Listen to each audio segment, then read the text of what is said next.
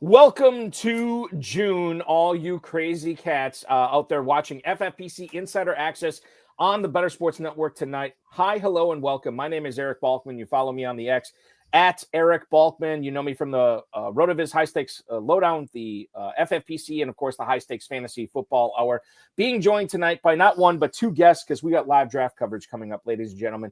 You know him, you love him. He is the multi-time winner of numerous, well over a dozen, probably 20 plus at this point now, FFPC leagues. Dave Terpoilli at Dave Terp. Dave, congratulations on a very successful broadcast last night as well. Thank you. Went very well. Andrew Cooper is a wealth of knowledge. He is. He's the man. He is the and man. He's very entertaining too. He keeps it interesting.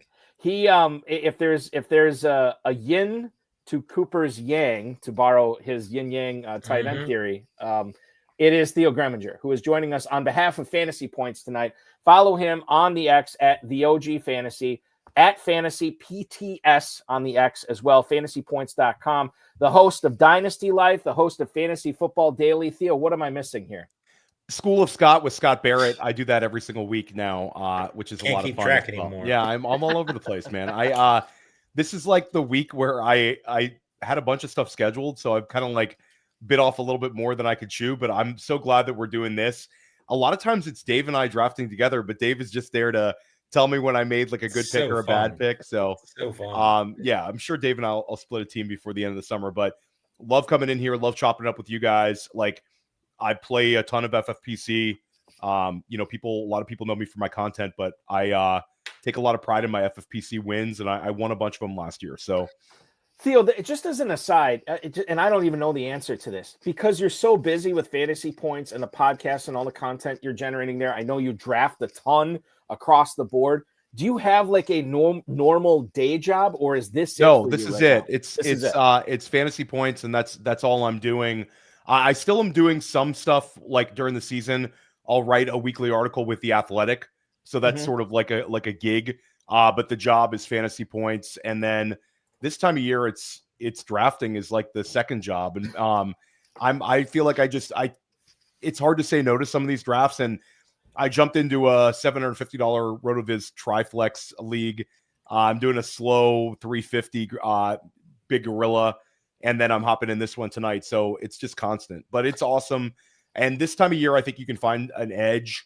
A couple guys that I think will rise up in ADP. Hopefully, I get some access to them. And Terp, sometimes you just run pure and you draft a couple guys that stay healthy. Somebody else drafts some guy who gets banged up. You get a little bit of an edge there. So yeah, it's a lot of fun. I really enjoy June drafting. I know some people don't come out and really hit it until like the 4th of July. I've tried to like backtrack any main event exposure until around 4th of July for myself, but I'm hitting some of the 350s and of course the best ball. And then I'm over on Underdog a ton, sort of constantly slow drafting on Underdog as well. You love a good slow draft, man. I love slow drafts. It was last week. All them, that gives me anxiety. I like slow drafts in FFPC slow too. Drafts, man. No, thank you. I'm in the 2. I did a 2 hour for the big gorilla, and even the 2 hour Terp, like it's not conducive to like. I feel like you got to go live or you got to just take the 6 hours. Like I would agree there. We've done a bunch of 2 hours together, and it's just like you're always on the clock, the awkward time. And we're East Coast guys. We're East Coast guys. We're in New York. Never as easy as it comes out to be. Like East Coast guys have it a lot harder than like people we know who draft from Texas or California. Those guys get a little extra edge. Like, shout out to Dave Hubbard and a B-Bag Batoba. You guys got it easy. You guys are in Texas. We're like falling asleep trying to make sure we don't time out. And sometimes when you're towards the turn, Terp, like if you're in like the 10 hole, you are relying on teams 11 and teams 12s not to make like back-to-back, like quick picks. And then you can get left holding the bag and you can time out. So I don't know. I like the 6 hours. And then the slow underdog drafts. I think it's like a way of life. It's like a lifestyle this time of year. So I like it.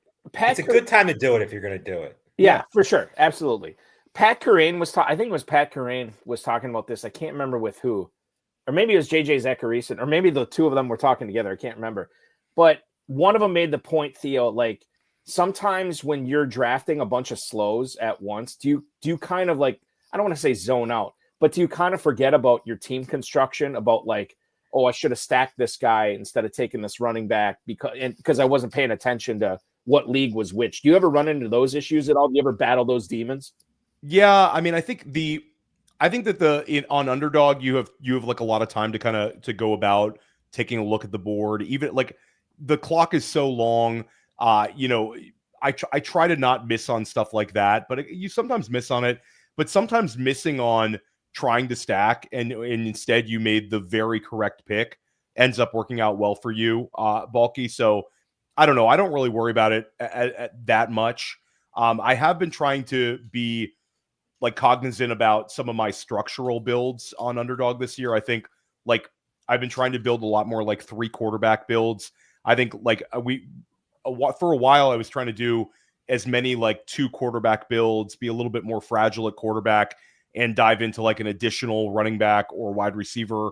But I feel like it's optimal strategy to dive into that 3rd quarterback this year.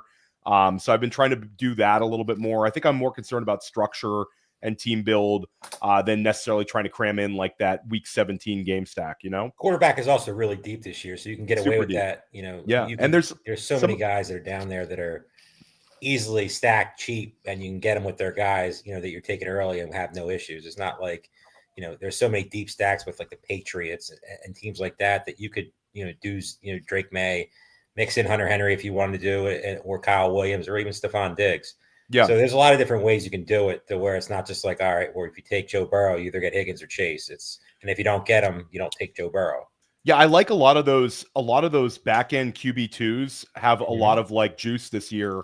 Yep. And I like Geno. I've been like Geno as a QB3. I've liked a ton, but I'm a little distracted by this. Balky, you haven't watched The Sopranos, so I just saw in the chat. Shout out to the chat. They're busting your chops. Yeah. How could you not have watched The Sopranos? All right. So of all time. So just real quick on this, I have I was a double major in college. One was journalism, one was radio, TV, film. So we spent a lot of time watching a lot of stuff, a lot of films, a lot of television shows in college. And one of the things we watched was the pilot episode of The Sopranos, and I thought I was very intrigued by it. Brilliantly shot, loved the writing, loved the acting. There's a lot to love about it. I loved it so much I have not watched an episode since. And it's not like I don't like it. I'm not anti-Sopranos. It is on my list. That's a fair take. I need to I have this new show back in Northeast Wisconsin, sort of like a pop culture movies television show.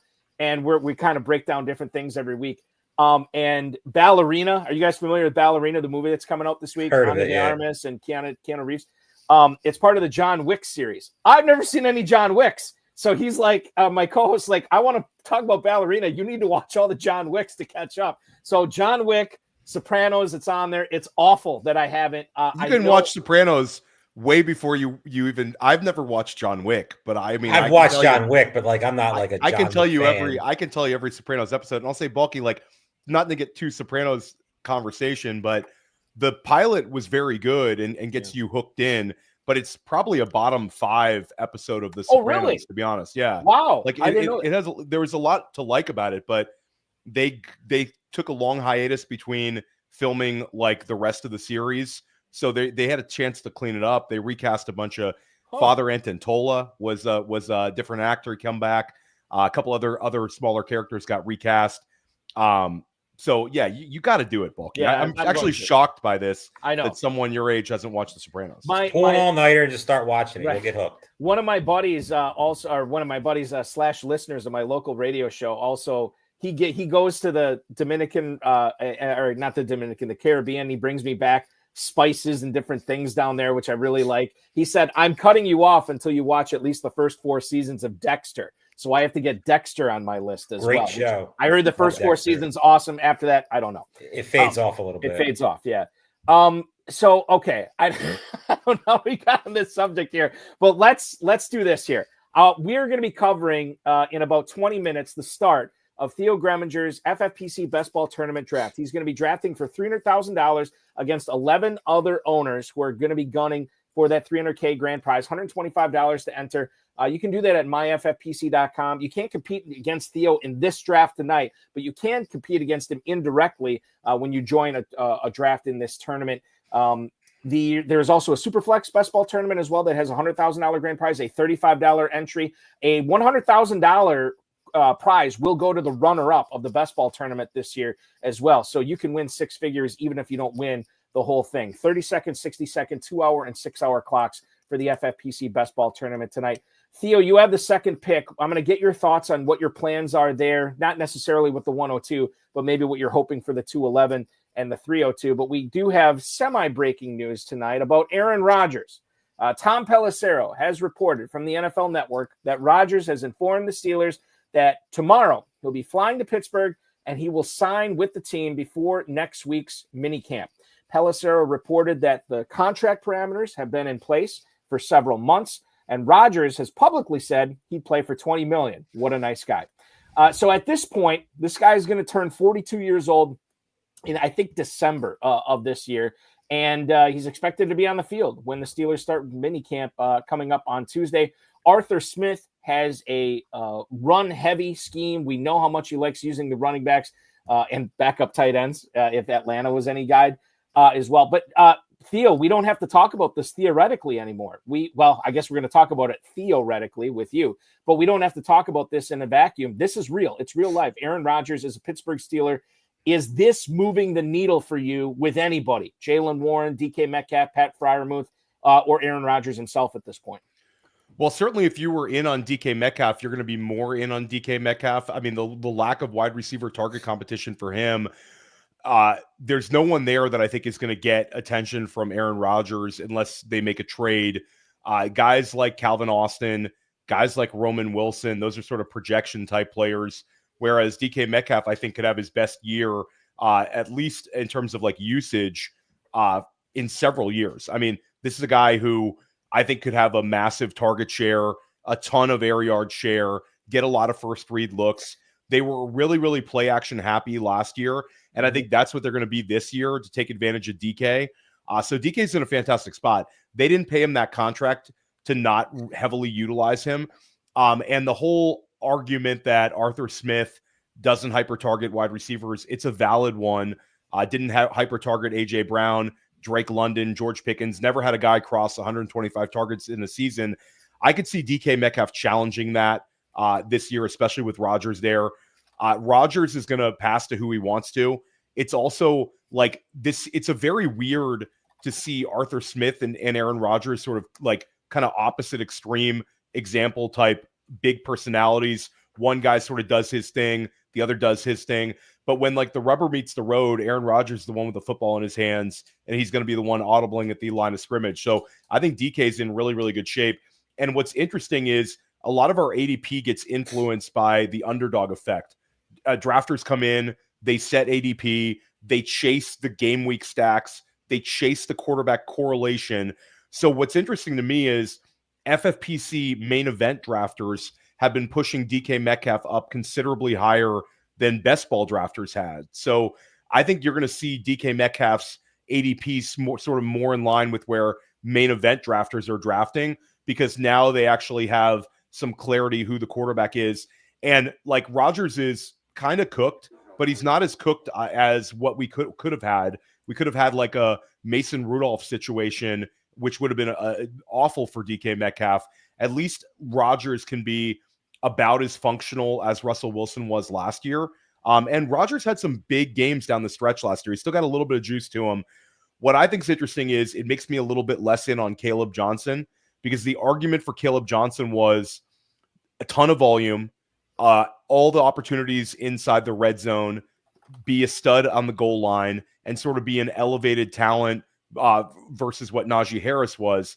Now you're going to have a few situations where Aaron Rodgers, he loves to throw around the goal line. We saw that time and time again with Devontae Adams.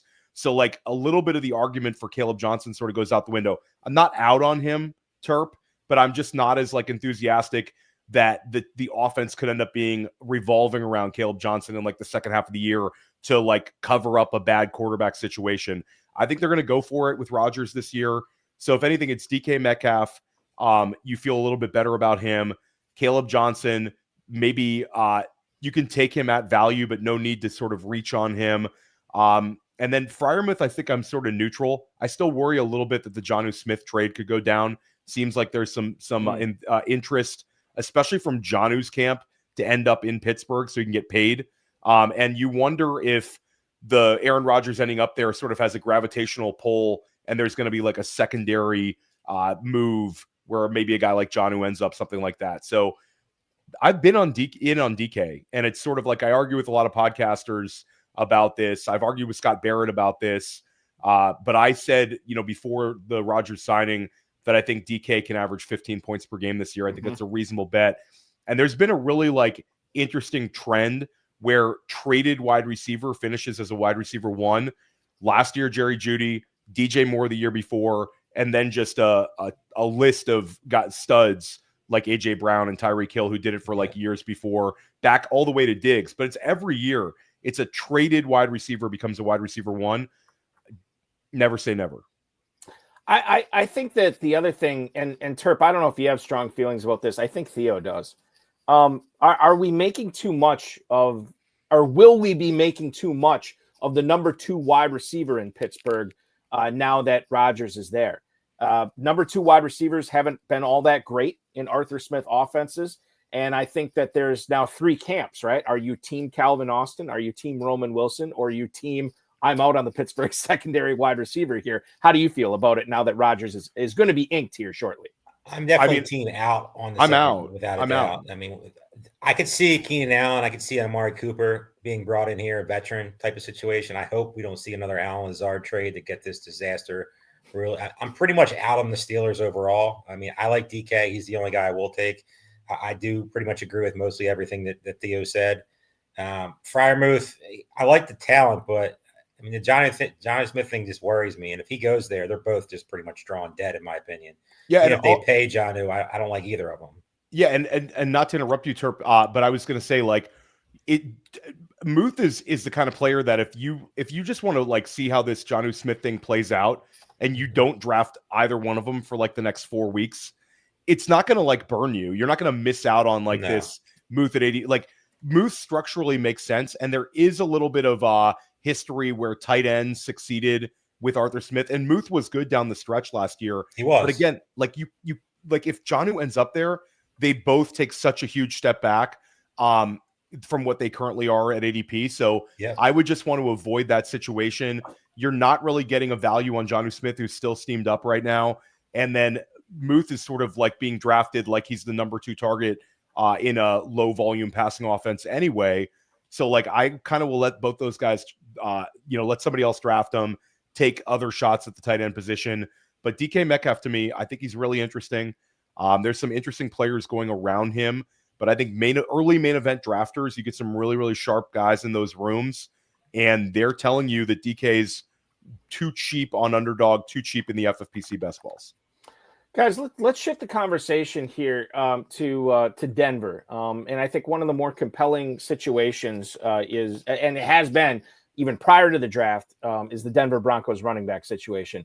The latest caveat, I think the latest domino to fall was RJ Harvey going maybe higher than some people expected in the NFL draft.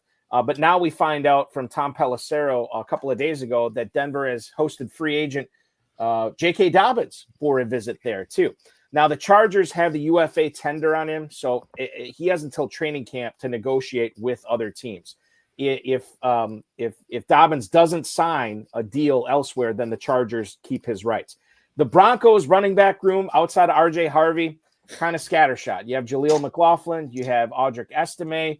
I know Theo, there are people out there saying that, hey, we're warning you about Estime right now. They're going to use him more than I think a lot of people project.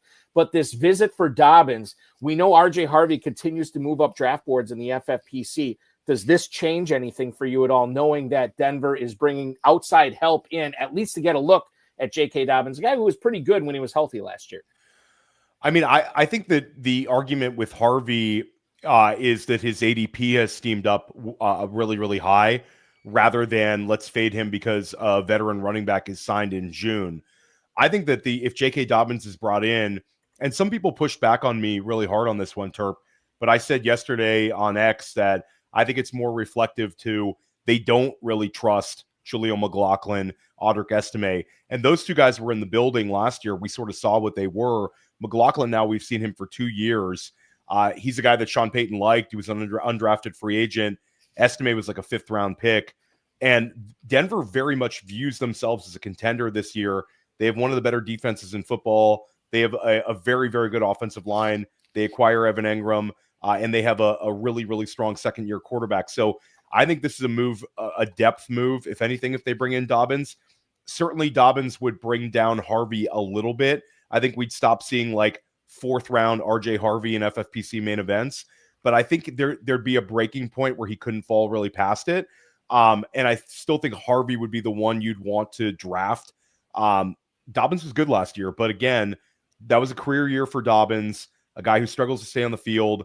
And the markets basically told you what they think of J.K. Dobbins because no one went out and dropped the bag on him. We're talking about a June signing. So just kind of my take on it is Harvey's still the one you want. And if anything, I would probably be more inclined to draft Harvey if his ADP slips down into maybe from the late 4th down to like maybe the late 5th would be a better entry point for drafters in FFPC. The thing with Harvey, let's put Dobbins aside here, Terp. When you saw what the Broncos did with him in the NFL draft, how far up did you move him up your draft boards without, having the fake helium, right? Like the stuff that you want to separate the noise from the realness. What did you do with Harvey? How do you feel about him right now? I like the pick. Obviously, I like the player. I love the situation. In Denver with Sean Payton, there's a lot of things to like. I think the Dobbins thing is a little bit more annoying than some people might think. I don't think it's as clear as some people saying it's going to affect his ADP 2-3 rounds. I think that's crazy. I want Dobbins to sign there because I want more Harvey at a discount where I can get him exactly how Theo said it. Yeah. It's a great situation. It's a great situation if you started heavy wide receiver, tight end, got an elite quarterback, something like that. He's a perfect guy to, build a team around at the running back position if you're waiting a little bit. So I like it, and I want him to, because if Dobbins doesn't sign there and stays as is, by the time we draft in Vegas in September, Harvey's going to be in a category that might get a little too uncomfortable for me. He's going to steam up until the mid to high 3rd round. I could see him going a little bit higher than that. I don't think it's crazy if all the positivity around him and surrounding him right now continues. So to me, I hope they bring in like a Dobbins type of guy just to muddy his waters a little bit so I can get a little bit more, because right now the draft we did last night, he went 3rd round. That's just rich for me. And that's as crazy good as the situation is, there's a lot of risk attached to it too. Yeah, that's one of those things. Like, I'm all for getting your guys, but you also want to make sure you're not buying guys at their ceiling or above their ceiling, and that's something you have to be wary of. Theo, the flip side of this, if Dobbins doesn't sign with anybody else, the Chargers retain his rights. Does that change anything for you in regards to Najee Harris or Amarian Hampton at all? No, I think that's I think that for me, if you're betting on a guy helping you win big in fantasy, it's still Amarian Hampton. He's the most talented back there. He's the one they use the 1st-round pick on. It might be an annoying first month of the season with Hampton, but this is exactly the kind of profile that when you get into like the second half of the year, it's really going to be hard to hold Hampton back. He's a guy who can handle a lot of volume, tremendous athlete. And again, I think like they signed Najee Harris not thinking that they were going to draft a running back in the 1st round. And it was sort of hey, we made the best possible move we could in the free agent market. But then this situation presents itself where we can draft a player like Amarian Hampton. And I think that at the end of the day, they're going to have to go with the younger, talented, the more talented back with a lot more juice than anything Najee showed us like his last few years in Pittsburgh. So again, I think that would be a Dobbins, the price is right for us. Let's bring in another veteran back. But at the end of the day, my bet would be on Hampton. I think Hampton's a stud. And again, like if any chance that he falls sort of into like the 4th round, I think he's an interesting value there. Let's move on, guys. I want to talk about Jordan Addison here. Theo, I think that you were posting on X about him recently, that maybe people are undervaluing him, not only because of a healthy Hawkinson, but Justin Jefferson's presence there as well. And then maybe with J.J. McCarthy sort of poised to take over, and you saw what they did with Jordan Mason, trading draft capital to get him from the Niners and then extending his contract. You saw the investment in the offensive line, which could be read as an investment into J.J. McCarthy, could also be an investment into the ground game with Mason and Aaron Jones here. Your thoughts on Jordan Addison, who's not the number one target there, and this might not be a pass-heavy offense this year. Your thoughts on Addison in redraft leagues right now? I think Addison is absolutely a guy you should be drafting at his current price. You're getting low-end wide receiver 3 price tag on a really talented player, averaged over 13 points per game as a rookie, averaged over 14 points per game last year, had some big spike weeks in the fantasy football playoffs, has 19 touchdown catches in 32 career games. Addison's a baller. And like the market pushed him down last year. There was all sorts of question marks at the quarter, with the J.J. McCarthy, Sam Darnold situation in Minnesota. People said that they couldn't support a secondary pass catcher. And Addison really helped you in a number of weeks. Now you're able to get Addison super cheap again. He's a low-end wide receiver 3 once again. It's just a bet on talent. And I understand that they got Jordan Mason, and this is a team that had 2 new offensive linemen brought in, both from Indianapolis, both good players. But at the end of the day, it's like Addison's just an easy bet on talent situation, and you're able to get him sometimes really, really late. I got him in the 8th round of a 350, and I thought that was ridiculous. Like, I'll take Addison in the 8th round all day long. Every day. All day long. It's an easy click. The guy's been nothing but good. And the whole like touchdown regression argument, Jordan Addison is 12th all time, tied for 12th all time in the NFL in touchdown catches over his first 2 seasons in the league. The guy's explosive. The guy scores touchdowns. He's a legit player. He's a first-round pick, and the market just doesn't want to react to him positively. Terp, you are Team Addison as well this year, right? One of my highest owned players so far. He's way too cheap in drafts. I mean, people are scared of J.J. McCarthy, and that's fair. I mean, you've never seen it. He never had to do it at Michigan. The team was built different. Obviously, Justin Jefferson's there. Obviously, T.J. Hawkinson's there. The running back situation is solid. A team that should be ascending this year. So the worry's built in. He's a player that I don't think, no matter what happens, unless obviously something happens to Jefferson, he's going to ever get moved up. So he's probably going to stay in this range. I just think you just keep taking him. The upside's just massive. I mean, the spike weeks we love, especially coming at the end of the season. Schedule's pretty good. I mean, it's really hard not to like Jordan Addison's where he's getting drafted because, receiver dries up a little bit when you get to that, 9th, 10th, and so on. It's a lot more, muddy, the territory. So to get a guy like Jordan Addison as your wide receiver 4, possibly 5 in some builds, sometimes 3, I'm all in. He's one of my highest owned players right now, and I'll take him as much as I can. We are going to take the next roughly hour and a half or so to cover Theo Gremminger's journey to $300,000 tonight. He's drafting out of the 2-hole. We are less than 2 minutes away from the start of the draft. Find out what Theo does with that first-round pick when we come back. Dave Terpoilli, Theo Gremminger, Eric Balkman, covering the live FFPC $300,000 best ball tournament draft tonight. Theo and 11 other owners gunning for that big 6-figure grand prize. Don't go anywhere. The Better Sports Network's FFPC Insider Access show resumes right after this. This is the main event! Main event draft We're drafting season. a main event team on FFPC $2,000 entry team. Grand prize of $1 million. I'm looking for that $1 million top prize. Main event season is in full swing.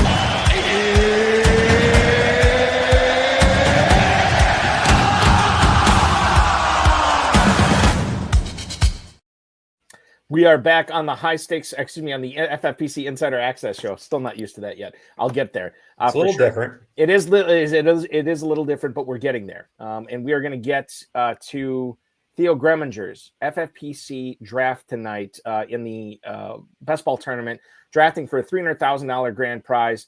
And Theo, by the way, is with Fantasy Points now at Fantasy PTS on the X, at the OG Fantasy on the X. Theo, you're on the clock right now, but I want to talk about Fantasy Points as soon as we can. Jamar Chase goes number 1 overall, and I have the list of drafters here. That's not Taylor Swift. Tyler Swift takes Jamar Chase number 1 overall. You are on the clock at the 102, my friend. Yeah, so I'm in between Bijan Robinson and Brock Bowers here. I think I'm going to go Bowers, get a little bit of exposure to Bowers a little bit early because I love it. you're kind of stuck. The one of the negatives for being at like the 1 spot or the 2 spot, like I was in the hard way and I had to push George Kittle into like the very end of the second round and take him 23 overall. I feel like my edge is a little bit better taking Bowers here, getting it out of the way. And then I can kind of just keep drafting and I'm not forced to draft a second tight end for a while. So I love Bowers. I think he's a top 5 pick in every FFPC main event. So I'll take the edge here. Yeah, bear in mind, for anybody who's watching who's not familiar with either this show or the FFPC, this is a tight end premium format. So all tight ends will get 1.5 points per catch, as opposed to running backs, receivers, quarterbacks that are only getting 1 point per catch here. Brock Bowers, according to Fantasy Mojo, at Fantasy Mojo, Darren Armani, the webmaster there, the guy who is the godfather of the FFPC Pros versus Joe's competition. Theo, you're drafting in that again this year, right? Yeah, I won my league last year. Congratulations. I had a down to the wire against Sigmund Bloom, who's done really, really well in this, and I beat Sigmund. It was like the last 2 weeks. His team was heading south, and my team had a couple of big scores. So, and then I won the whole thing with Dan Williamson, where we split that team a few years ago with the GOAT District with JD and Dan. So that was awesome. But Dan gets credit fully in the all-time stats. So, but last year was a win for me. So I love it. I love Fantasy Mojo. Darren's going to come pod with me at some point this summer, but I'm on Fantasy Mojo like 3 times a day. So yeah, it's great. I mean, I always say for anybody who's drafting in the FFPC, get a membership there. It is totally worth it. You're going to get, and you actually were just posting on X about this, Theo. This is like access to the FFPC data that you just cannot get anywhere else at fantasymojo.com. Yeah. Go ahead. It's a no-brainer. Like Fantasy Mojo, even if you're not a FFPC drafter, you should have access to. Like, if you want to find out how the board goes in a $5,000 dynasty league, no other site is going to give you that sort of information besides Mojo. And like, I think Underdog also helps, even if you're not an Underdog player, have the Underdog app. And I'm not allowed to talk about the other site, but there's another site that I like as well. But I don't talk about it when I'm on with you guys. Thank you, Theo. We appreciate that. I will say Darren Armani has Brock Bowers in this format, in this tournament, as 104. So taking Brock Bowers at the 102, not crazy at all. And it makes perfect sense to do that here. To give you kind of the rest of the lay of the land in the first round, and then I want to talk about fantasy points here. Robert Lipkin's team, that's standard backing at the 103. He took Bijan Robinson. Steven, and I'm going to butcher his name tonight, and he was just on the High Stakes Fantasy Football Hour this past Friday. Steven Georgalos, who is the Fantasy Sopranos, who was ripping on my lack of Fantasy Sopranos or Sopranos knowledge earlier. He takes CeeDee Lamb at the 104 tonight. Corey Docherty, Papa Docs, that's Saquon Barkley for him at the 105. You're going to see Jahmyr Gibbs go to Vegas Mike Swecker taking Gibbs at the 106. Matthew Fox is the Star Fox himself. He gets Justin Jefferson at the 107. Gooseball, that is Dominic Guzzetti, our good buddy. He takes Trey McBride as the second tight end off the board at the 108. The Matrix Solver takes Ashton Genty. The Matrix Solver is, of course, David Hubbard here tonight, drafting from the 9 spot. He gets Genty at 9. Malik Neighbors goes to Embarrassed to Justin Cottle at the 110. Devon Achane off the board to Daniel Osorio, a guy who's been an FFPC Joe before in the Pros versus Joes. He takes Devon Achane at 111, and then Dirk Jeschke from from across the pond in the United Kingdom. He ends up taking Puka Nacua at the 112. Theo, you have made a change over to, I know you just did Mind a Mansion with the Podfather, but you are with Fantasy Points officially now. And you guys, like literally hours, maybe even an hour before this draft tonight at Fantasy Points, you have fresh updated FFPC rankings for anybody who wants to check it out. Yeah, it's a big shout out to the rankings team. Chris Wecht headlines those. He was really, really, really good last year. And anytime anything happens, he updates them like right away. Remember, there was one day we did like an emergency podcast at like 8:30 in the morning, and Chris had updated the projections at like 6:30 in the morning. So the guy can't miss. And I think our FFPC projections are really good. We're going to cover a bunch of FFPC draft stuff this offseason as well. Okay, so I'm up next. I'm getting steamed here. The wide receivers are getting crushed in my queue. I'll let you look at that here. We got 11 receivers off the board as Theo is on deck here. Just regarding Fantasy Points, Chris Wecht, the guy who co-hosted this show with me before, actually a few months ago. Super knowledgeable, dialed in as all get out. And I'll have another update on a future Fantasy Points co-host on this show coming up at the end of the show tonight. St. Brown, Thomas, Collins, London, AJ Brown, and McConkey have all gone off the board here in the second round. T. Higgins now goes at the 210. Theo, you are on the clock here. 12 receivers off the board. I don't think you necessarily need to force it here with 2 picks in the next 4 selections here. What are you thinking right now at the 211 to go with your Brock Bowers pick in the first round? I'm not a huge Jonathan Taylor guy, but he's enticing here. Get him a little bit past ADP. I think the 212 is the low for him. It's not like a massive edge. I kind of gravitate towards Kittle and just having a double tight end early build. I think that's sort of my lean, would be to lean into George Kittle here.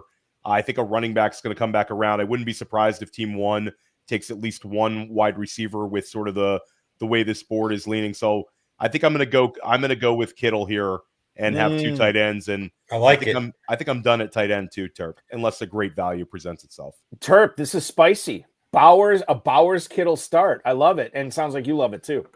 Very much. I'm definitely not taking much Jonathan Taylor. I'm not out, but I'm just probably neutral when it comes to overall the Anthony Richardson news that came out today. Yeah. Makes Taylor a little bit more enticing. So, I'll have some, but just Kittle and Bowers, just an electric start. Kittle's a guy that I feel like, is going to start getting steamed up a little bit, especially, if Ayuk, you don't get any positive press and he's not going to be back till sometime mid-season. End of season, there's a lot of reports out there. You don't know it's true yet. And if, Pearsall's already hamstrung, that's never a good sign early. Yeah. So it's just Jawan Jennings. And if Kittle is the guy, he's a guy that could easily be the tight end 1 this year. And getting him where you're getting him with Bowers, it's just a big advantage over the field. I look at that, 2 of the de facto top 3 tight ends to start off your draft. And like you said, Theo, you're pretty much done with tight end now. You can focus on everything else. You are on the clock at the 302. There are some running backs out there. You could reach I'm Chase Brown or Jackson Smith and Jigba here. Yep. But I feel like I'm going to be happy that I took the wide receiver next time I pick based on the way this room is drafting. Mm-hmm. So Chase Brown, my top 50 rankings are up at Fantasy Points, and they're free. Those are PPR rankings, not tight end premium. But I still have Bowers, McBride, really, and Kittle for that matter, really high up in regular PPR. But so I have Chase Brown higher than JSN. But again, structurally, I don't want to get crushed here at wide receiver. And I think JSN's well priced this year. So this is slightly ahead of ADP for Kittle, slightly ahead of ADP. All 3 of my picks are slightly ahead of ADP over at Fantasy Mojo, but I don't mind the start. Yeah, which is fine. You use ADP as a tool, but you're not an ADP slave, as they say. I am curious here. Mojo has Garrett Wilson and Jackson Smith and Jigba neck and neck in the ADP for this format here. You were deciding between Brown and Smith and Jigba. Was Garrett Wilson ever part of the conversation or the thought process here for you at the 302? No, I think I'm a little bit more enthusiastic about JSN sort of as a ceiling bet. There's a little more target competition, but I think New York's going to be really run heavy. I think they're fine though. I think Garrett Wilson is fine. I have JSN slightly ahead of him. I guess if it was 50 drafts, would I want to split my exposure between the 2 of them? That's another conversation to be had, but I do think JSN has a little bit of room to run. And I think the market is sort of fading JSN because he's going to be outside of the slot. Sam Darnold takes on the quarterback job there. So I think the market is sort of fading Seahawks in general. But JSN, I think when he plays outside a little more this year, I think they're going to give him more opportunities for maybe some potential spike weeks. We saw that 1 week where DK was hurt and they had a much higher ADOT for JSN and he put up like a 35-point plus week in FFPC scoring. And he's very, very young. And again, he had 100 catches last year. Terp, I want to bring this up to you. I have a buddy who he was the point guard on our YMCA basketball men's league team for years. And you still play? No, COVID retired me. COVID Okay, retired. that's fair. I thought you were saying old age retired you. No, well, COVID's a good excuse. I came back for 3 games in 2021, and it was not great. So I am out, and the team is disbanded. But this dude is a total alpha male, right? Big fantasy football player. He bought a golf course here. He owns a golf course now, and he joined the FFPC main event in 2023, I think. First time he ever played. And I was trying to explain to him, the tight end premium, the double flex that you have. And I said, this is unlike what you have been doing for fantasy. And he was dialed in, man. He was like, oh, listen, I know I can get this guy here, this guy here, this guy here. And he rattled off because he knew his draft spot because he was part of the early bird deadline. So he knew like where he was, or not the early bird deadline. He was part of the first round of the main event slots that went out. So he's like, yeah, I'm going to be able to rock this. He got destroyed. And I think part of the reason that he got destroyed, and Theo was just commenting on this, you have to be fungible. You have to be flexible. You see 12 receivers go off the board before you can even pick in the second round. You have to adjust. That not only changes your second round pick, it changes your third round pick. And I think sometimes being able to be flexible and have a team that is still able to be flexible, you're not locked in to zero RB or robust RB or anything like that. I think that's super important. It's something that I think you guys saw last night in the draft that you and Aiden did with Andrew Cooper. We're seeing it again tonight, man. Theo, tell him to come in and say hi. Okay, come on, James. Come on. Come here, buddy. I don't miss those. My son is here. What's up, buddy? How we doing? Impromptu. My draft assistant making an impromptu stop in. So James, what do you think of your dad's draft so far? Do you like my team? He says he loves it. He thinks it's a $300,000 winner. You can boo the team if you want. We won't tell him. That's right. That's right. What, Theo, what does he root for a team, or is he like just fantasy football? So we live on Long Island, so it's sort of a little bit of Jets support, but his flag football team is the Raiders, which I am the assistant coach for. And when I say we have a powerhouse team, like we're absolutely steamrolling other kindergarten teams. So the Raiders in Long Island flag for his age is just an absolute force. And so he sort of likes the Raiders. He's got a couple of throwback jerseys. He's got like a Charles Woodson throwback. Oh, nice. And now and my other son, who's a little bit older, likes the Jets, has some Jets jerseys. But he wants an Ashton Genty jersey. And then my other son wants a Brock Bowers jersey. So I guess we're kind of a Raiders household now. I don't know.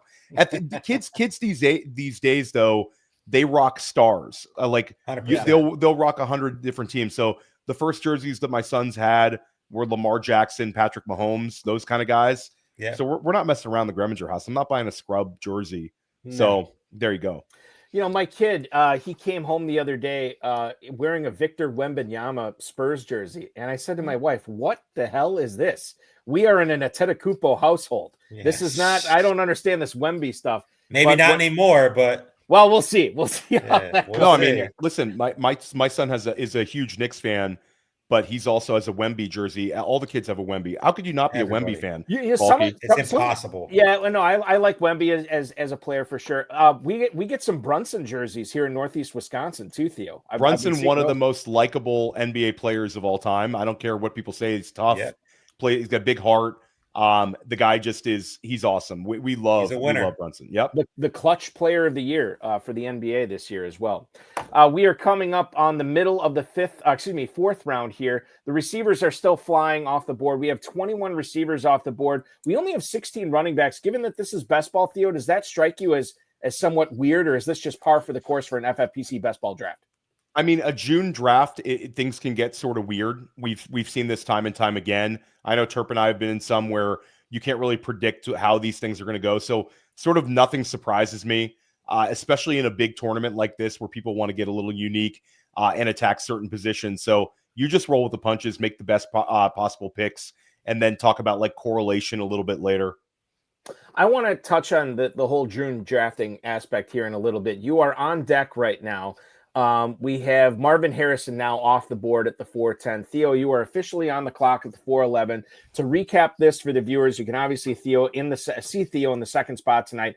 He starts off tight end. Only 4 tight ends have been selected so far. Bowers and Kittle go to Theo. He takes Jackson, Smith, and Jigba at the 302, and now he has the opportunity to either add or start his backfield Get a quarterback here. I don't know if that's the way that you'd want to go.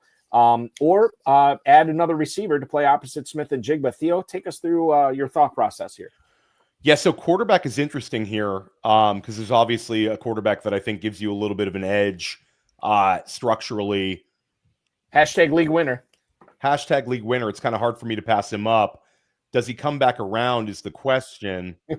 You are playing with fire. You know what? I think I'm going to go with the wide receiver, a high-level wide receiver that I think could provide me some spike weeks and take my chances next go-around. I'm going to take Travis Hunter. Yeah. So with the Travis Hunter pick here too, I can't remember who I was listening to, but they talked about how you want to make sure that you have, before I get into that, you're already back on the clock because team one here tonight, who is just crushing it, that's Tyler Swift, he goes pick, Jaden Daniels, and then RJ Harvey at the 501. You're back on the clock here at the 502. No quarterbacks, no running backs yet, but you could add to your wide receivers as well. I don't know which way you're going to go here. That's a great part of having a flexible team, Theo. What are you thinking here at 502? Yeah, I think I need to still keep attacking the wide receiver spot. I think that there's a couple of running backs that are enticing. I don't necessarily love the player. I don't love taking an older back here.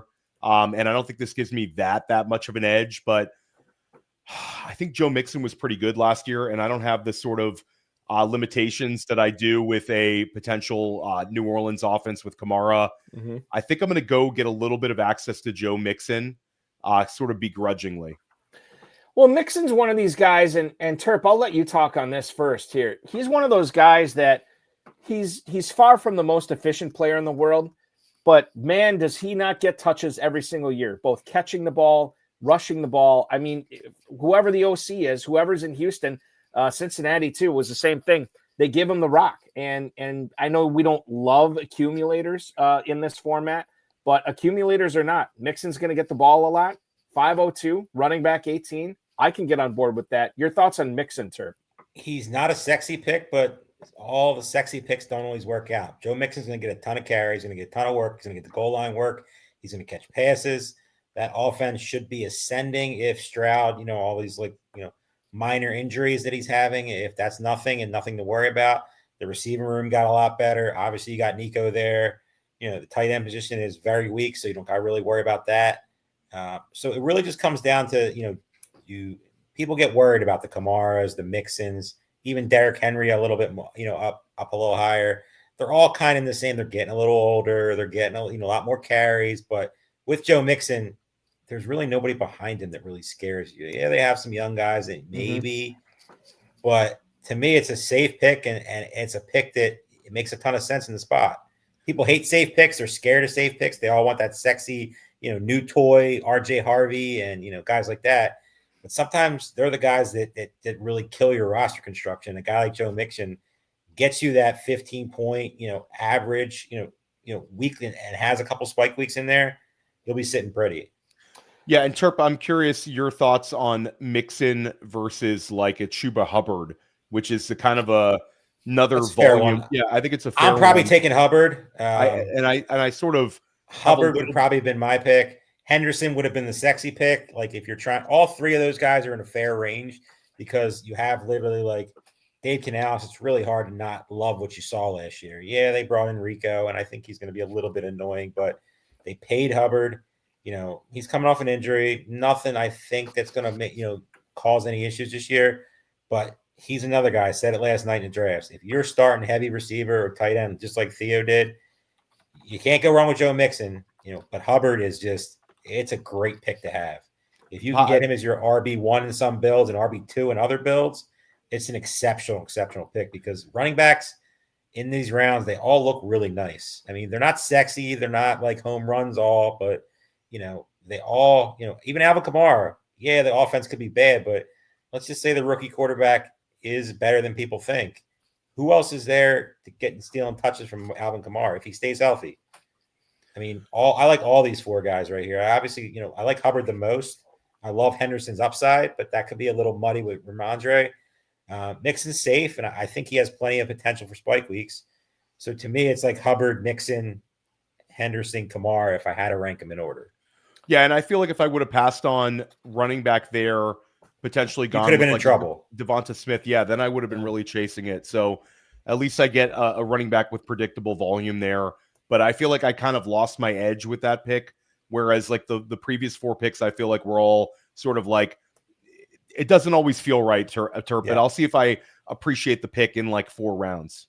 DK Metcalf might have made a little bit of sense there. It's a little probably high, but still, when you're picking 1, 2, or like 11, 12, ADP really doesn't matter because DK Metcalf's never coming back to you. You're a DK Metcalf stan, so it would have made, to keep that advantage. I understand what you're saying there, but all those running backs are fine. They all have potential to, be RB1s, all spike week potentials. So I don't think you really can go wrong there. To me, I think you made a good pick. I would have took Hubbard, but I mean, you're going to do so many of these, it really doesn't matter. You're going to have both. Yeah, that's right. Theo, what do you did Trevor Etienne affect you at all in thinking about a running back there and choosing Mixon over? You mentioned Kamara. I don't think you mentioned Hubbard at all until you asked Terp about it. Does Trevor Etienne? I mean, we Terp talked about Rico Dowdle kind of muddying the waters there, which I agree. I think it would be a little bit of a problem. But what about Etienne in year 1? I think Trevor Etienne is a little bit more of a threat to like Rico Dowdle being the clear handcuff there. Chuba Hubbard, they paid him a ton of money. He was really, really good last year. The Dave Canales offense really, really supported his high volume usage. For me, Trevor Etienne, we liked him at fantasy points, like didn't dislike the player, but he's 20 years old right now. He'll be one of the youngest running backs in the NFL. I think his selection was a little bit more of a hedge on a developmental, longer term answer there. With Jonathan Brooks being a guy that just can't stay healthy. So I think that was more reflective to Jonathan Brooks is going to miss the whole year. Let's bring in it's a franchise that really values the running back position. They gave Miles Sanders the big contract. It didn't work out. They drafted Jonathan Brooks in the 2nd round, and then Chuba Hubbard had success and they paid him a fortune, didn't let him go to free agency. So like they value the running back position a ton. And I think Etienne was just a good player for them to get. I think Etienne, though, even if he breaks through, it's going to be more like, hey, he takes Rico Dowdle's backup job rather than cuts in and threatens Chuba Hubbard. I like Carolina's offense, though. I think they could break out this year. I like Dave Canales. I love the Ted McMillan pick. And that offensive line was a lot better last year. Yeah, I agree. Everybody predicting this Jacksonville leap forward, which I think could happen. I think you could look at Carolina having maybe not as big, but a similar leap forward here in year 3 of the Bryce Young experiment as well. I know we're coming up. Well, we still got a few picks left. I wanted to ask you about this, Theo. Mixon, I know the Mixon pick is like, we keep like, why would you take Mixon over Kamara, over Hubbard? Let me ask the last one.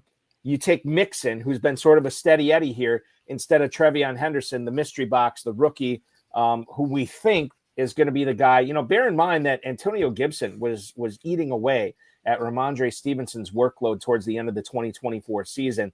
And now they spent some pretty significant draft capital in getting Henderson in there. Was he ever part of the thought process in taking him over Mixon? I love Trevion Henderson. I think he's the sort of player that you want to have access to. He's got a high level potential as a receiver. But for me, Mixon ahead of him. I have him ranked ahead of Henderson in my rankings. Henderson would have just been a little too cute there. When you have the predictable volume guys. Like if I would have started out with a running back, if I would have taken Bijan in round 1 instead of taking Bowers, then Henderson would have been a more enticing pick as like my RB2.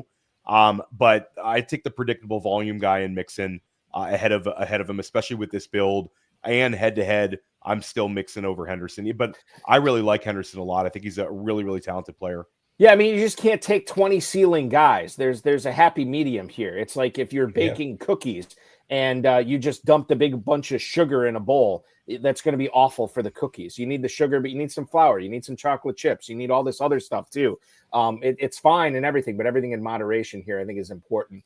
Tom Smith pointing this out in the YouTube chat. Kyron Williams at the end of the 3rd is nuts. He normally goes at the 304, Theo. Well, you're on the clock right now. We'll talk about Kyron Williams in a second here, but let's get a feel of what you're doing here now. We have arrived at the 6'11".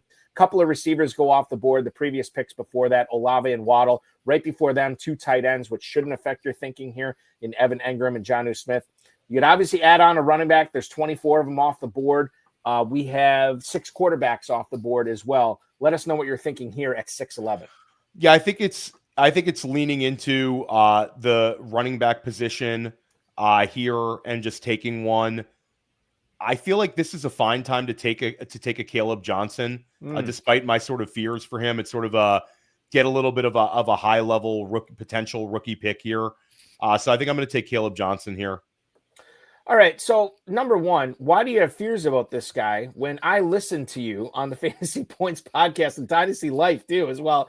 You were like Mr. Caleb Johnson. You love I love Caleb Johnson, but I just think that the argument for Caleb Johnson is a ton of volume based. I think he's a guy that needs volume. We need to have him in the Najee Harris role. And I think Rodgers coming there, like the glass half full take is the offense got better and Caleb Johnson is going to have an opportunity to score more touchdowns. The glass half empty take is that they'll be a little bit more pass happy than they were going to be. I mean, I love the talent of Caleb Johnson. And again, 6'11" here to get him this late. It's not something I'm like complaining about at all. Don't get me wrong. And yeah, I stand by my dynasty take. I really do love Caleb Johnson. 3rd round pick, but a guy that I think is really, really talented. He's a younger back.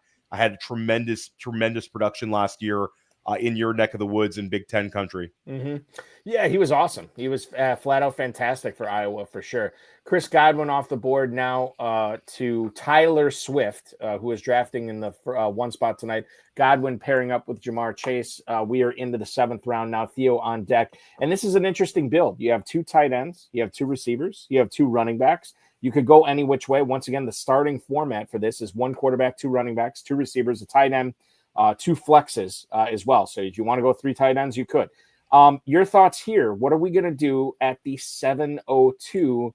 You have built up a squad that is very fungible, and you could scoop up the value where you see it. Do you see anything here? Theo? Yeah, I think for me, this comes down to a Jordan Addison versus Juwan Jennings argument because I have the correlation with George Kittle. I think head to head, it's a really close argument.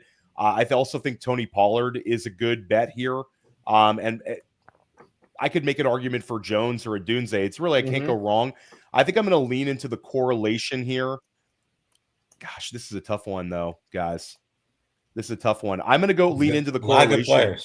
Yeah, I'm going to take Juwan Jennings because it gives me access to potentially the top 2 receivers in San Francisco. Jennings is one that I'm betting on. So I think that this is more of a structural take because it gives me a chance for some correlation. A lot of good names though. 7th round is loaded right now, Terp.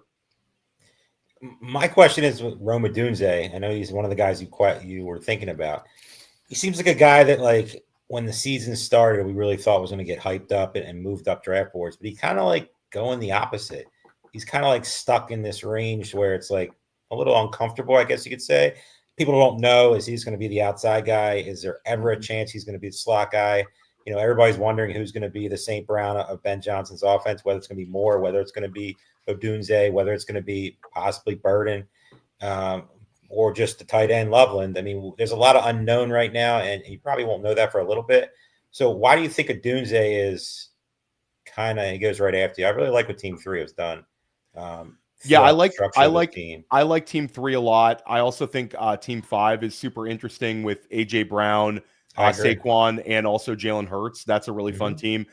I don't know. I like Odunze. I think he's a high upside pick. He definitely could have been in the mix when I was picking Jennings, but I think just the tiebreaker there for me, Terp, was if I have access to Brock Purdy now, I'm going to have some serious correlation with this team. There's just so much unknown in the wide receiver room in San Francisco right now. But Juwan Jennings, you saw last year. I mean, I think he should be going higher personally, but people saw, I mean, he was a monster last year. I mean, I'll take him ahead of the Chris Godwin, Jalen Waddle, a few 100%. Wide receivers that went ahead of him. I think Jennings, there's a lot of ambiguity, like you said, and there's also the Brandon Ayuk backers that think he could be the second half of the year hammer. I'm on Team Jennings. I think Jennings is the guy that I talk about him every single podcast. The guy had 77 catches last year, nearly 950 receiving yards, had a bunch of spike weeks, and people just can't kind of get over the fact that he was sort of a waiver wire guy, 7th round pick. He's 27, Terp. The guy's sort of coming into his own. He's a beast. Yeah, I love him coming out of college, and he had a couple, issues there, but he's slow. The guy's not slow, he's not fast. Cares? He went 7th round. Yeah. There's a lot of NFL receivers that have been slow over the years that have been outstanding players and outstanding fantasy players. And if you're getting Jennings as your wide receiver 3, wide receiver 4, I mean, you really can't go wrong there, in my opinion, because there's Pearsall, hamstrung, Ayuk, who knows when he's coming back. I mean, there is nothing else there. It's not like there's anybody out there even there for them to come in and mess the waters up. So George Kittle, that's it. Yeah, George Kittle, that's it. And McCaffrey, obviously, he's going to get his, but in a division where they're going to have to score points, I love Juwan Jennings. Theo, and you put out a pretty good argument for Jennings over Pearsall there. If you were to play devil's advocate here, could you talk yourself into drafting Pearsall over Jennings? I know the hamstring thing is not great, but it is still June as well. But you seem pretty staunch in Team Jennings over Team Pearsall. Well, I realized I could get burned on this one. I think Pearsall is one where there's a lot of smart people betting on him being like a big breakout candidate. And he was a guy that we did see have those really strong last 2 games last year. One of them was week 18 when it didn't matter, but it still matters in the NFL. San Francisco definitely got a good look at Ricky Pearsall. The hamstring thing I don't love for a young player missing some time this offseason. I think that the X factor for Pearsall where he could burn a lot of people, like the pass on him. Like I'll say like the upside argument for Pearsall is that he absorbs a bunch of the Deebo Samuel manufactured touches in this offense, where like he won't be given like the 40 rushing attempts that Deebo is given every single year, but maybe they emulate that by getting Pearsall the ball around the line of scrimmage, utilize his athleticism. So there's some ways he could get us by passing on him, but I would rather bet on the guy that we saw take that big step forward last year. I mean, Juwan Jennings had a higher target share than George Kittle. I mean, had a higher first read rate. This was a guy that just kind of exploded off the page over at Fantasy Points data on a number of the metrics that we like to look at for wide receivers. I just think it's sort of people don't think they're drafting upside here when they draft Jennings, Terp. They're sort of like, I'm sort of drafting like he's another guy who looks like a boring pick. Yeah, it looks like a boring pick. If you look at his numbers last year, there's nothing boring about it. Nothing boring about him. And a guy who could score 50 points. Yeah, you could drop a 50. You could drop a near 50 pointer. You're good at football, period. Don't matter. You don't see that often from some scrub who just comes off the streets. I would say like within the last 3 weeks, we saw Pearsall, I don't want to say comfortably going ahead of Jennings, but solidly for sure. And now that has changed. Jennings has moved ahead of him. FFPC drafters are taking Jennings over Pearsall more often than not. I think Pearsall in the 7th round's rich. I mean, well, 808. Here's the thing: 805 is his normal ADP for this tournament. Okay. But bear in mind, and Theo talked about this, how the receivers are getting pushed up tonight. Yeah. So then I think 7-11, I think makes a little bit more sense. Now, could that all these drafts are so different? I mean, you see so many different, correlations and picks that these guys are trying to build teams, and guys getting pushed up to a little bit uncomfortable territories, but it makes sense for the structure. And Ricky Pearsall as a 4th receiver on Team 11, not terrible. Theo gave you all the great points of how he could beat you. Yeah. So if that happens, you're sitting on a gold mine. Do I think it's going to happen? I don't, but I'm definitely Team Jennings over Pearsall too. We are in the 8th round tonight of this FFPC Best Ball Tournament. Theo Gremminger drafting from the 2 spot, going for $300,000, as is Team 11 tonight, Theo. Everybody's going for $300,000. But Daniel Osorio, a longtime FFPC veteran, he ends up grabbing Kyren Williams. He stops the Kyren Williams slide at 311, more than a half round after where he normally goes in this format.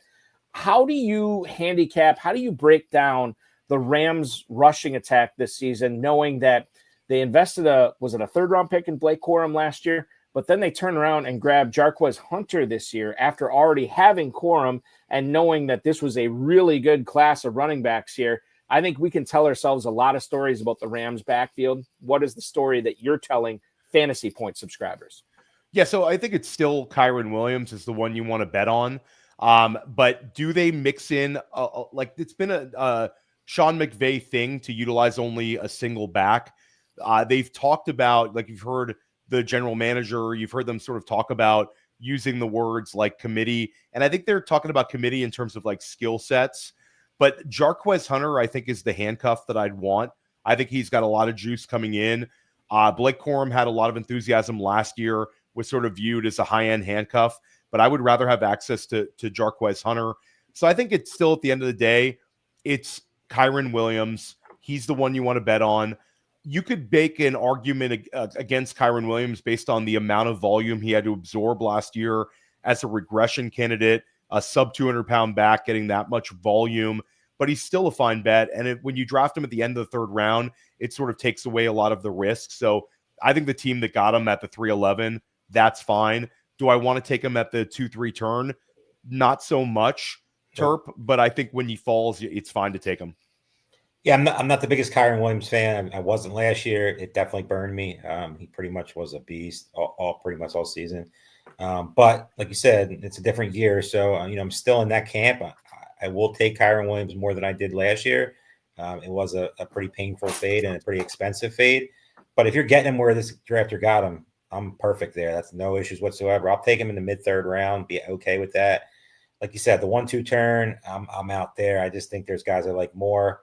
Hunter, obviously Corum is still there. I know McVay loves that one running back, usage, but those guys are going to be annoying. And we have Devontae Adams being added. So that's just another, guy who's going to demand attention. So Kyren Williams will definitely be on more teams this year than he was last year. And hopefully Blake Corum, the torture of last year doesn't happen. It's funny because Corum is going basically a round and a half behind Jarquez Hunter right now. Running back 57. They clearly drafted Hunter with a reason, and that's not a good sign for Blake Corum. That's right. The way it looks. You can say whatever you want. I love Corum last year. He was one of my highest owned handcuffs, running backs, whatever. It didn't work out. I still buy into what I thought and how I thought it was going to work out. It just didn't work.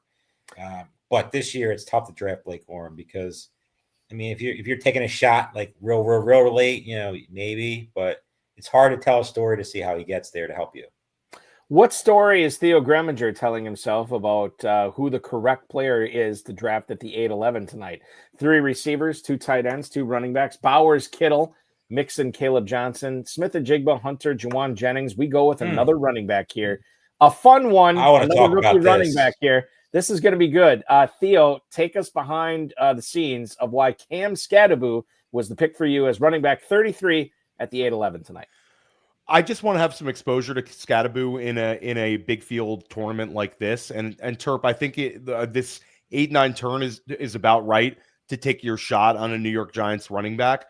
So I'm not a massive Skattebo guy, but I think structurally this one was okay for me. You got a look on your face though, Terp. You don't love this one. I'm a Tracy guy. I'm not a Skattebo guy. Tracy's one of my highest owned running backs so far. I was surprised by the pick. I just think this is one where he showed me enough last year. With this structure, I probably would have went Tracy. Yeah, and I'll say could. this: Tracy's in play here. I don't mind the double tap either. Mm-hmm. For you taking Skattebo, Singletary's also there going to be annoying. I don't know about that. I think that he might get sort of phased out. I think the double tap here sort of is interesting. Double tapping these Giants running backs, hoping for some consistent scoring from the running back one position there. It's a little bit low EV. There's a couple of other ways I could play this pick. I think Brandon Ayuk is interesting to sort of keep buying into the San Francisco passing game. I think Jaden Reed is super interesting. I think Tucker Kraft is interesting. I don't know, Terp. Do you have a lean with this pick? I'm sort of on the fence here. I'm going to phone like the Green Bay guys, to be honest with you. Yeah, I think it's like Jaden Reed or Tucker Kraft. I think Tucker Kraft makes a lot of sense. I probably would lean Reed based off. Yeah, you have Kittle, you have Bowers. I love Tucker Kraft this year. He's one of my highest known tight ends.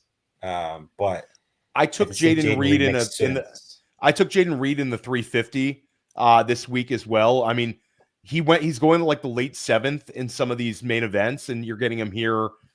Almost you don't feel great about it, but you still see the path that he is easily if the rookies don't pan out, Golden, getting drafted one pick before him. It's just, it's a solid pick. There's nothing else I could say about it. And you don't have to worry about the consistent weekly usage. You can just sort of bank a couple of spikes. He's going to be on the field. You think he's going to be on the field even more He's not a guy you have to click the button. I mean, it's a best ball league, so you just want his spike weeks to keep hitting your lineup. There's going to be times when he's just not a factor, and that's okay. But he'd be a little bit more of a tricky click, in my opinion, in like a guerrilla draft or a main event where you have to actually hit the button every week to have start Jayden Reed. I'll say this too, regards to Jayden Reed in Green Bay. He talked to the press this past week at OTAs, and he said he did not have to have surgery on his shoulder, torn labrum, and there was something else going on there too. But it did take him, he said, about a good 3.5 months to rehab till it's back up to what he needs it to be at. Jayden Reed was heavily involved in the Packers passing game last year. The Packers passing game, which was still existent, even though you had this focus on pounding the ball with Josh Jacobs. Jayden Reed was still super involved until he hurts his shoulder, and then he's basically not involved the rest of the season. Matt LaFleur has already alluded to this as why they did not get the ball or make a concerted effort to get him the ball later on in the season. Now that he's healthy, I think even with Golden there, he's going to be instrumental in sort of what the Packers want to do. Green Bay has a glut of receivers there. I think in best ball, I'm much more likely to take players like Golden, players like Reed. Dobbs, I'm kind of out on both in redraft and both in managed leagues and best ball. But I think Reed makes a lot of sense here at the 902. He had 230 plus yardage weeks in the first month of the season last year. And I think we could see that continue going forward in 2025. So Theo, I really like the pick here. I know you waffled around on it, but I think that was a strong selection. I think it was just a multiple picks that were enticing there. I think Kraft would have been a really interesting one if Kraft could have been like the tight end that ends up being sort of the surprise pick to finish in the top 5 scorers. That could have been a hammer pick based on my tight end heavy build. And I think Kraft is really good. I think it makes sense. I think the whole conversation we're having, it makes sense to take a shot on the Green Bay pass catchers. And a shout out to Andrew Schellenberg, a friend of all of ours, who I draft a bunch of teams with. And I split a team with him and Dan Williamson in Vegas. Schellenberg took Matthew Golden right after Jayden Reed went in his slow main event. So like we sort of had this conversation.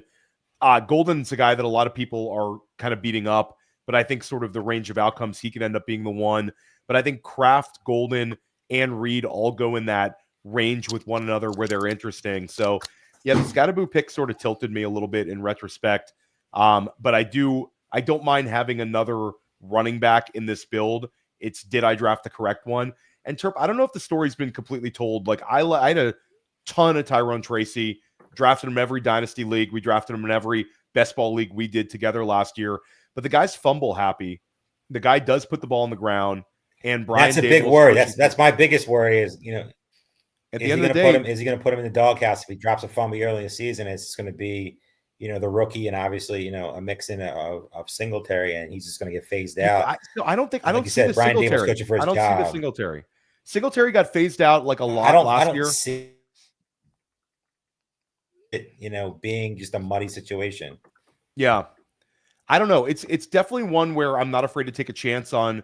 And like on an underdog, I have a bunch of Tracy and a bunch of Scatterboo. So like I'm sort of I think I'm splitting my exposure to those guys. But now we're seeing a quarterback run here, Balky. We are. And I guess I should ask you, because I know there's a certain quarterback that you were hoping that fell to you. Now you know he's not going to. What's the pivot off of this? Or is the pivot simply just waiting? Yeah, I mean, I think I'll just take value here. I still have San Francisco correlation without necessarily having the stack. So I still have exposure to the passing game without Brock Purdy. So it's not as positive. Would I've liked my build better if I took Jayden Reed there and then reached for Brock Purdy ahead of a bunch of guys? I'm not sure. But it doesn't ruin the correlation to miss out on your quarterback. You still have exposure to 2 49ers. So here I don't feel like I'm forced to take a quarterback here, but if there's a few more quarterback picks, I might have to pull the trigger on one at the 10-11 turn. We're looking at 13 quarterbacks off the board, now 14 quarterbacks off the board, with David Hubbard going Fields and Prescott back-to-back in the 9th and 10th round. The good news is, I mean, you're pretty solid at running back and receiver. You're pretty solid at receiver and tight end, and I think you're fine at running back. You could do the double tap quarterback here, which is something that I think is in play as well. But again, and Theo, you've done a zillion of these. The importance of being flexible, and I know I keep coming back to this, but the importance of being flexible and being able to pivot to when the value falls to you is so important in these drafts. Yeah, I don't think you want to like be here and say I have to double tap anything. I think again you sort of take the best possible value. There's a couple quarterbacks that I like that are on the board, and a couple of potential correlation plays. And there goes one of them. Drake May goes off the board. So here's what I want to do, Theo. Let's pop out. Let's take a quick break. When we come back, you're going to make your pick here at 10-11 and then the 11:02. We're halfway through the $300,000 FFPC Best Ball Tournament. Dave Terpoilli, Theo Gremminger hanging out. I'm Eric Balkman. Don't go anywhere. FFPC Insider Access rolls on right after this. This is the main event. Event draft We're drafting season. a main event team on FFPC, $2,000 entry team. Grand prize of $1 million. I'm looking for that $1 million top prize. Main event season is in full swing.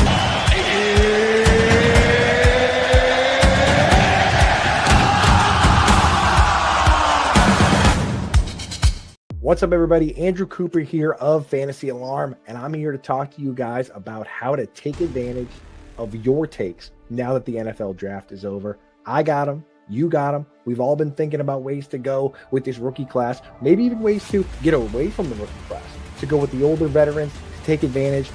Dynasty startup leagues at FFPC.com. My FFPC, that's the place to play.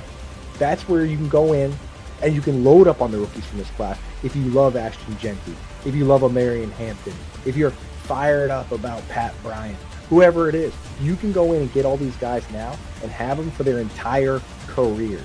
Now is the time to get in and do it. Or if you don't like these rookies, if you think it was stupid that the Bears took Colston Loveland, if you think Emeka Egbuka is going to be buried behind Mike Evans and Chris Godwin for years and years, flip it.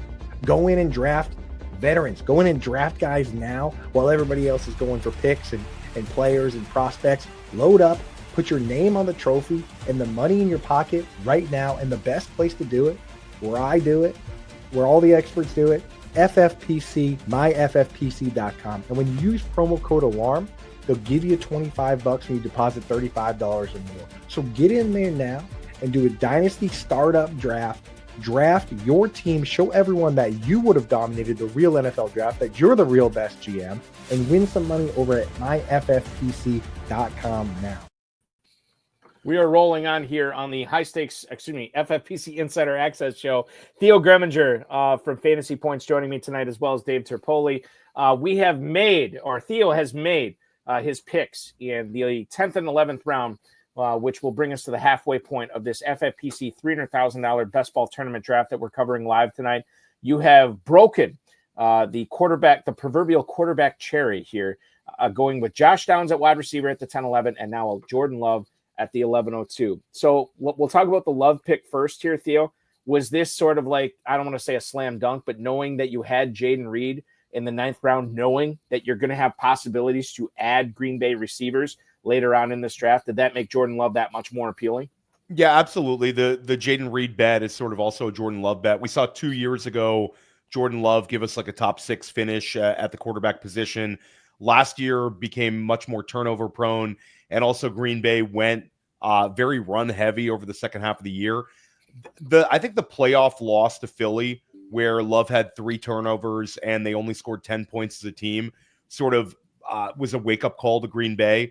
And we saw them invest in wide receivers in the NFL draft. Not only did they take Golden, they also took Savion Williams in the 3rd round. So I think they want to be a little bit more balanced this year. And again, I get a little correlation. This team is probably a 3 QB build, having Jordan Love as my first QB off the board in the 11th round. So I don't love it, but I don't hate it. And I sort of preferred him a little bit more to like Trevor Lawrence, where I just don't love Trevor Lawrence, and I wouldn't have liked to have invested in him as my QB1 despite the Travis Hunter pick. So why? Let me ask you about Lawrence.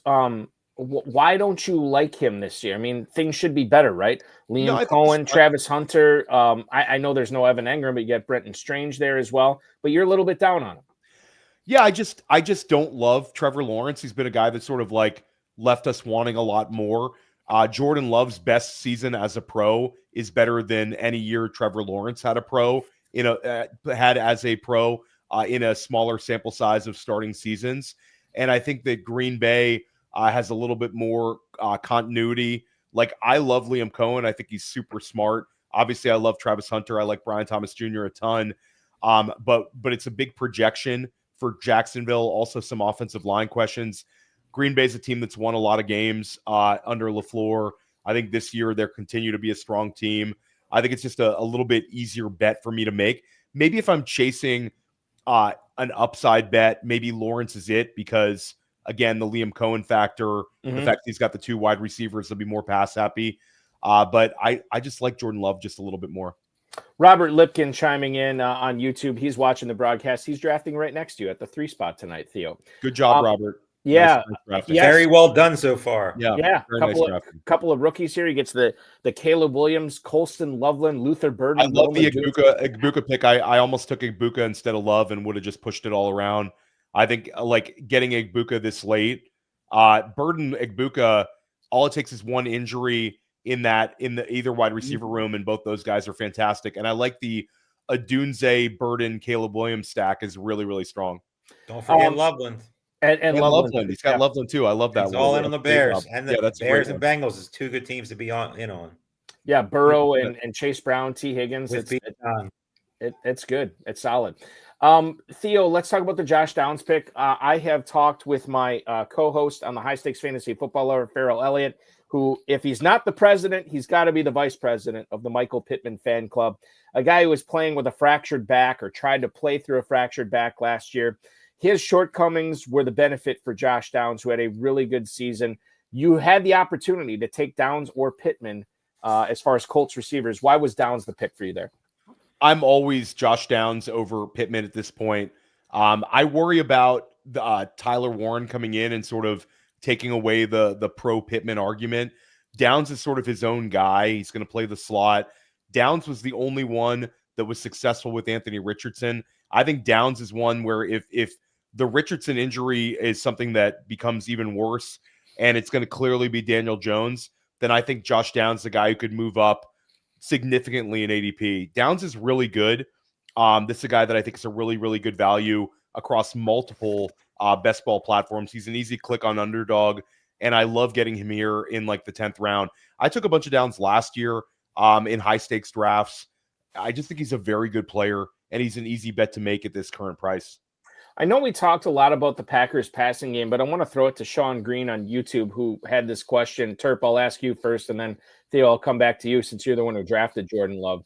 How many touchdowns does Jordan Love throw for this year? And I guess we could combine rushing touchdowns in that metric as well, when you consider how run-heavy Green Bay was last year and knowing that they've added a lot of beef on the offensive line. They signed Aaron Banks from the Niners, who is one of their, I think, the biggest offensive lineman, or was the biggest offensive lineman on the team until they drafted Anthony Belton in the second round of the NFL draft out of NC State, who now is the biggest lineman on the team. So they're adding beef there. I think that whatever you call it, the sort of the spit it out. I don't want to say campaign, like it's the recurring theme that I have heard from Packers coaches talking about the Aaron Banks and the Anthony Belton picks is big don't get small. In other words, when it gets to be late November, December, and they want to run the ball, they're going to have the beef up front to separate these defenders from Josh Jacobs, Marshawn Lloyd, so on and so forth. So when you consider that, yeah, there could be a regression in the mean when it comes to passing, but how much regression is there going to be? Terp, if you were to look at Jordan Love combined rushing touchdowns and passing touchdowns this year, what number do you think you'd land on? Last year, he had 25 passing touchdowns, rushing touchdowns off the top of my head. I don't remember. I think I could see him getting to 28. I think it's in the range of possibilities, passing wise. The rookies, if they take that step, it definitely makes a ton of sense. I think that division, they're gonna have to score. They play an extremely slow pace, but Minnesota's better, Chicago's better, Detroit's a juggernaut. So, Jordan Love is going to have to improve his game because last year he wasn't great. I was a Jordan Love stan 2 years ago when he broke out. He was my favorite quarterback in drafts, and it worked out. Last year I had some, but not a ton. There's never a time when Jordan Love beat you last year. Well, but to his point and what he was saying too, that knee was never right. That he hurt week 1 in Brazil against your Eagles, Terp. And 100%. Once he went down that game, he never was the same. No. Theo, you're back on the clock here at the 12-11. 3 running backs go off the board here. Tyjae Spears, Trey Benson, Isaac Garendo, all representing a certain amount of upside. Is that upside you want to chase in the backfield right now, or do you want to go elsewhere? Yeah, so I had all those guys in my queue, and I think I do need to lean into the running back position here. I like Ray Davis. I took him in the hard way. I've been taking Ray Davis a lot, and I think that there's a couple of guys in my queue that I think could come back around for me. So I'm going to lean into Ray Davis. Ray Davis is the pick at the 12-11. I don't really get wrapped up in the whole James Cook contract thing because I think at some point he'll be in. I think he has no leverage. He has no leverage, exactly. I think that what's more compelling to me is the touchdown regression for James Cook, and then perhaps Ray Davis, Theo, being utilized a little bit more than he was last year. Yeah, I mean, I think Ray Davis is just good at football, and it's probably a lot of it's a contingent upside bet. If James Cook is out there, it's his job. But we all saw how good Ray Davis could be in the week that James Cook missed, and it's also year 2 for Ray Davis. And also, if they don't extend him, that was team 1. I rolled the dice that they wouldn't triple tap the quarterback position. They sniped me on that team one. Team 1, that's just silly. I'm sorry. Yeah, that's a silly one for sure. And he does get a little correlation. Brenton Strange was in my queue as well. He's got 3 Jaguars out of his last 4 picks. Tyler Swift stuck me with that one for sure. I'm gonna go away from quarterback Terp. I think I'm gonna roll the dice here again. And I'm just gonna go Trey Harris. And hopefully Trey Harris options. Yeah, I'm going to go Trey Harris. That was they're not the sexiest options, but there's definitely 2 that are out there that are 3 that are out there. Team number 1 definitely sticking it to me for not letting him get Ray Davis, I think. So Trey Harris is the pick here for you, Theo. Yeah. Back to Ray Davis. Let's close up. Yeah. The thought. So I just think he's good. I think he's a high-end handcuff in a really, really good offense, and he's been sort of a easy guy for me to draft. And there's some very sharp people that we know that also have a lot of access to Ray Davis. And if James Cook, the contract situation lingers, though, Terp, crazy stuff happens. If there is some holdout, Ray Davis will be the next man in. And as we get closer to August and, obviously September drafts in Vegas, it's going to be interesting to see if James Cook we've seen it year after year. Jamar Chase last year got pushed down. I know it's a way different, draft selection, but got pushed down way longer than he should have went. And people got league winners. Ray Davis obviously is not in the same range as Jamar Chase, but in that offense, if James Cook just wants to play hardball or misses a game, misses 2, you could be talking about a guy that just takes a job and then what? Yeah. No, I think you're right. I'm trying to Alex P. Keaton just chimed in on the chat. I'm looking for the team. 3 receivers after 13 picks is interesting. Everybody has more than 3 receivers, right? I'm not missing it. Team 1. Oh, team 1. Okay, yeah. Team 1 okay, here we go. So Chase Godwin, Matthew Golden, and then 3 quarterbacks and 2 tight ends. Yeah, Theo, you get burned every now and then, but that I would have made the same bet as you. Is thinking that Lawrence is going to come back. Betting on a person not to take their QB3 before their wide receiver 4 at this stage is a bet I'll continue to make. It puts a little pressure on me at the quarterback position, but like Terp said, it's already a 3 quarterback build, so it's not as important for me to get these guys. So there's an outside shot that it might be a 4-quarterback build. Could Probably be a not, 4-quarterback build with a little bit of correlation here. You have plenty of options with what you drafted so far. This is true. true. I have a question about Team 1, the guy they drafted in the 7th round, Isaac Pacheco. Where do you stand in the Kansas City backfield? Where do you? I wanted to Pacheco. Fade. I mean, I wanted to fade. I wanted to fade Pacheco. That's not the kind of bet I want to make. Like last year, he was the guy that I was, telling a lot of people to completely get out from in Dynasty. Mm-hmm. I think that was the correct advice to give people Dynasty-wise, where his Dynasty value has dropped very, very, very much. But Terp, he's just so cheap. And there's all these guys vying for the running back 2 spot. You get the positive coach speak with Andy Reid. Mm-hmm. There's some really sharp people that we all know that are on Pacheco. So I've actually drafted some Pacheco, and I like betting on Brashard Smith. And you can get Brashard Smith as like your final round type bet. Free. He's free. So he's a round 18 guy on Underdog in FFPC, sort of around that range. So Smith is the bet that I would be willing to make on the backups to him. But right now it's Pacheco's job to lose. I do think Kansas City is going to be a little more wide receiver centric with Rashee Rice healthy, with Xavier Worthy coming on, and with Hollywood Brown. There's a lot to like. Kelsey's still there, obviously. And Kelsey's still there. But Pacheco can't really kill you at this price tag where you're able to get him. Like, he's fine. And structurally, he makes a lot of sense. I don't have any. I'm pretty much been on the fade so far, but he's getting cheaper. So if, like you said, it can't really hurt you in a structure, it makes a ton of sense. I mean, it's definitely a guy that I'll add some. I don't think I'll ever get to, level with the field, but, he's that offense is hard to ignore. And we've seen him have success in the offense. Obviously, the opportunity's there. So, we'll see. We'll add some, but he's not going to be a full fade. But as of now, I don't think I've drafted him once. So I want to point this out here in this draft. Number one, Steven Georgalos, who is drafting Fantasy Sopranos at the 4 spot, said that you just sniped him, Theo, and it's payback for the snipe that he made on you and getting Drake May at the 10:09. I also have Mike Swecker hanging out on YouTube watching this. Mike is picking in the 6 spot tonight, and he is all but guaranteeing that you are not going to get 3 quarterbacks in this draft tonight. Now, I will say this. I think you can get 3 quarterbacks in this draft pretty easily. Will they be desirable quarterbacks? That I'm not sure. We'll see what happens on that as we are coming back in the 14th round.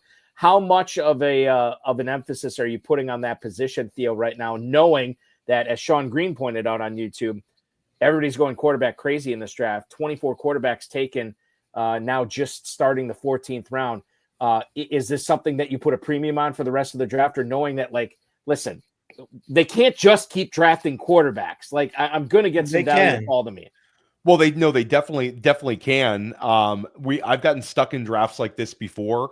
The Geno one hurt because I have Bowers. I was kind of banking on getting some Geno Smith, but I think Team 10 saw the way sort of the room was going. There's still some quarterbacks. It's just, again, lack of desirable ones, so to speak. So, I mean, it's not great. It's not great. I don't think this is a $300,000 team with simply Jordan Love, but hopefully I can catch up a quarterback a little bit. Cam Ward goes off the board. So a lot of 3 quarterback builds here, Terp. I don't think we're going to see too many 2 quarterback builds. Team 11 is naked Patrick Mahomes. And I'm the only other team with 1 other quarterback. So hopefully some of these teams chill out a little bit. Maybe you're Team kind of 5. in a tough spot here because you have to almost take 1 coming here. I know which one you're gonna take, but you might have to take 2 and just not get burned, because Team 11 is probably going to take. Is Team 1 going to take his fourth quarterback? Just you don't. Like he's that Trevor Lawrence thing would have annoyed me.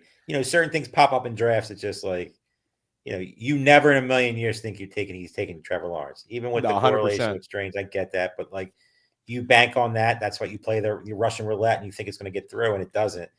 That's just that would annoy me, because if you take put Trevor Lawrence in there, and not that Trey Harris ain't a bad pick, but team looks a lot better.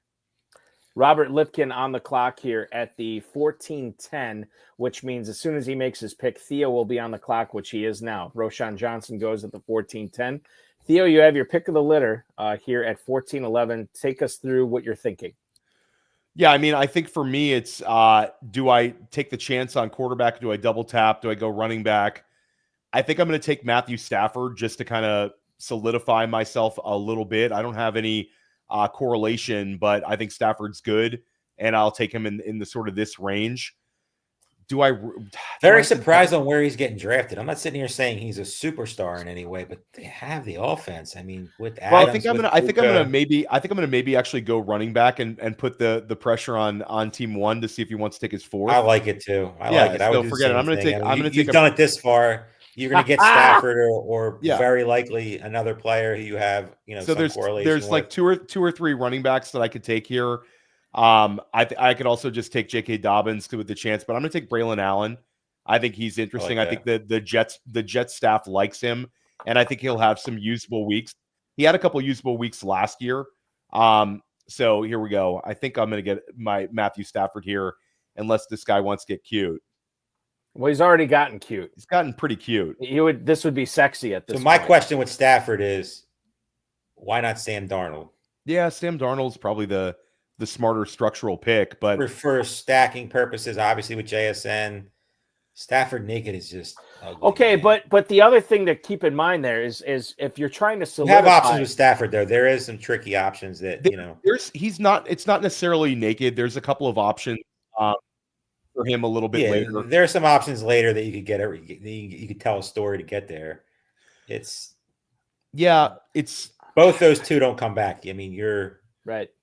Yeah, it's kind of stuck here to take one. I'd rather take my chances on Stafford here, having a big season, with and have a little bit of naked Stafford, and maybe in the final rounds get something a little interesting here. Yeah, Terp. It's a tough spot to be in. It's tough for us to be in. Or maybe I build into the correlation with Love and just forget it and have a little naked Stafford to help me get through weeks. I'm going to name one of my teams this year, Naked Stafford. It just sounds great. It's and I agree with Michael Swecker in the chat. It's brutal. It's brutal. What do you want to do? John Terry brought this up a couple of weeks ago on the High Stakes Fantasy Football Hour, and he said, because I was talking about Devontae Adams and Puka Nacua there. And he was like, well, yeah, that's good. But keep in mind, they had Cooper Kupp and Puka Nacua there. And you didn't really you saw good games from those guys individually. But did you ever see these big blow up games from Stafford? Not necessarily. No. So I think Stafford is what he is. And Terp, this is what I was going to say before in regards to Stafford versus Darnold. Like, you kind of know what you're getting with Stafford. There is a bit of the unknown in Sam Darnold. And I don't like Sam Darnold whatsoever. I just think Seattle to me is a big disaster this year. I didn't like him paying him. I didn't think it made any sense whatsoever. I thought they should have gotten involved in the rookie quarterbacks, but they did. But just structurally, I probably would have went Darnold just because I just stack with Smith and Jigba. I get it. And listen, you're trying to win $300K. The Lawrence thing would have tilted me a lot. And I would have, forced myself to probably take Darnold. I mean, you're probably right from a best ball theory. I just can't do it, Terp. I feel hard like there's a chance. There's a chance he comes back. I mean, there's two options that you still have that make sense, structure wise. You're definitely gonna take a third quarterback. It's just a question of who it is. And I mean, you would probably like to avoid the Giants situation and hope one of the team 11 gets involved in that. But there's two other guys. One we mentioned already in Darnold. There's a chance he comes back, probably not. But there's another guy that news came out today that does offer some upside if things. I want to get to that because Sean Green was already talking about that in the YouTube chat. We'll get to that in a second. Since I want to be timely here, Theo, off the board at the 1508 to Dominic Guzzetti, our friend from the old country, or at least his ancestors were. He takes Marshawn Lloyd at running back 58. I'd be hard pressed to find another analyst in the industry that was higher on Marshawn Lloyd from a dynasty and or redraft standpoint than you were last year. Had some freak injuries, like appendicitis or whatever, like just really bizarre stuff.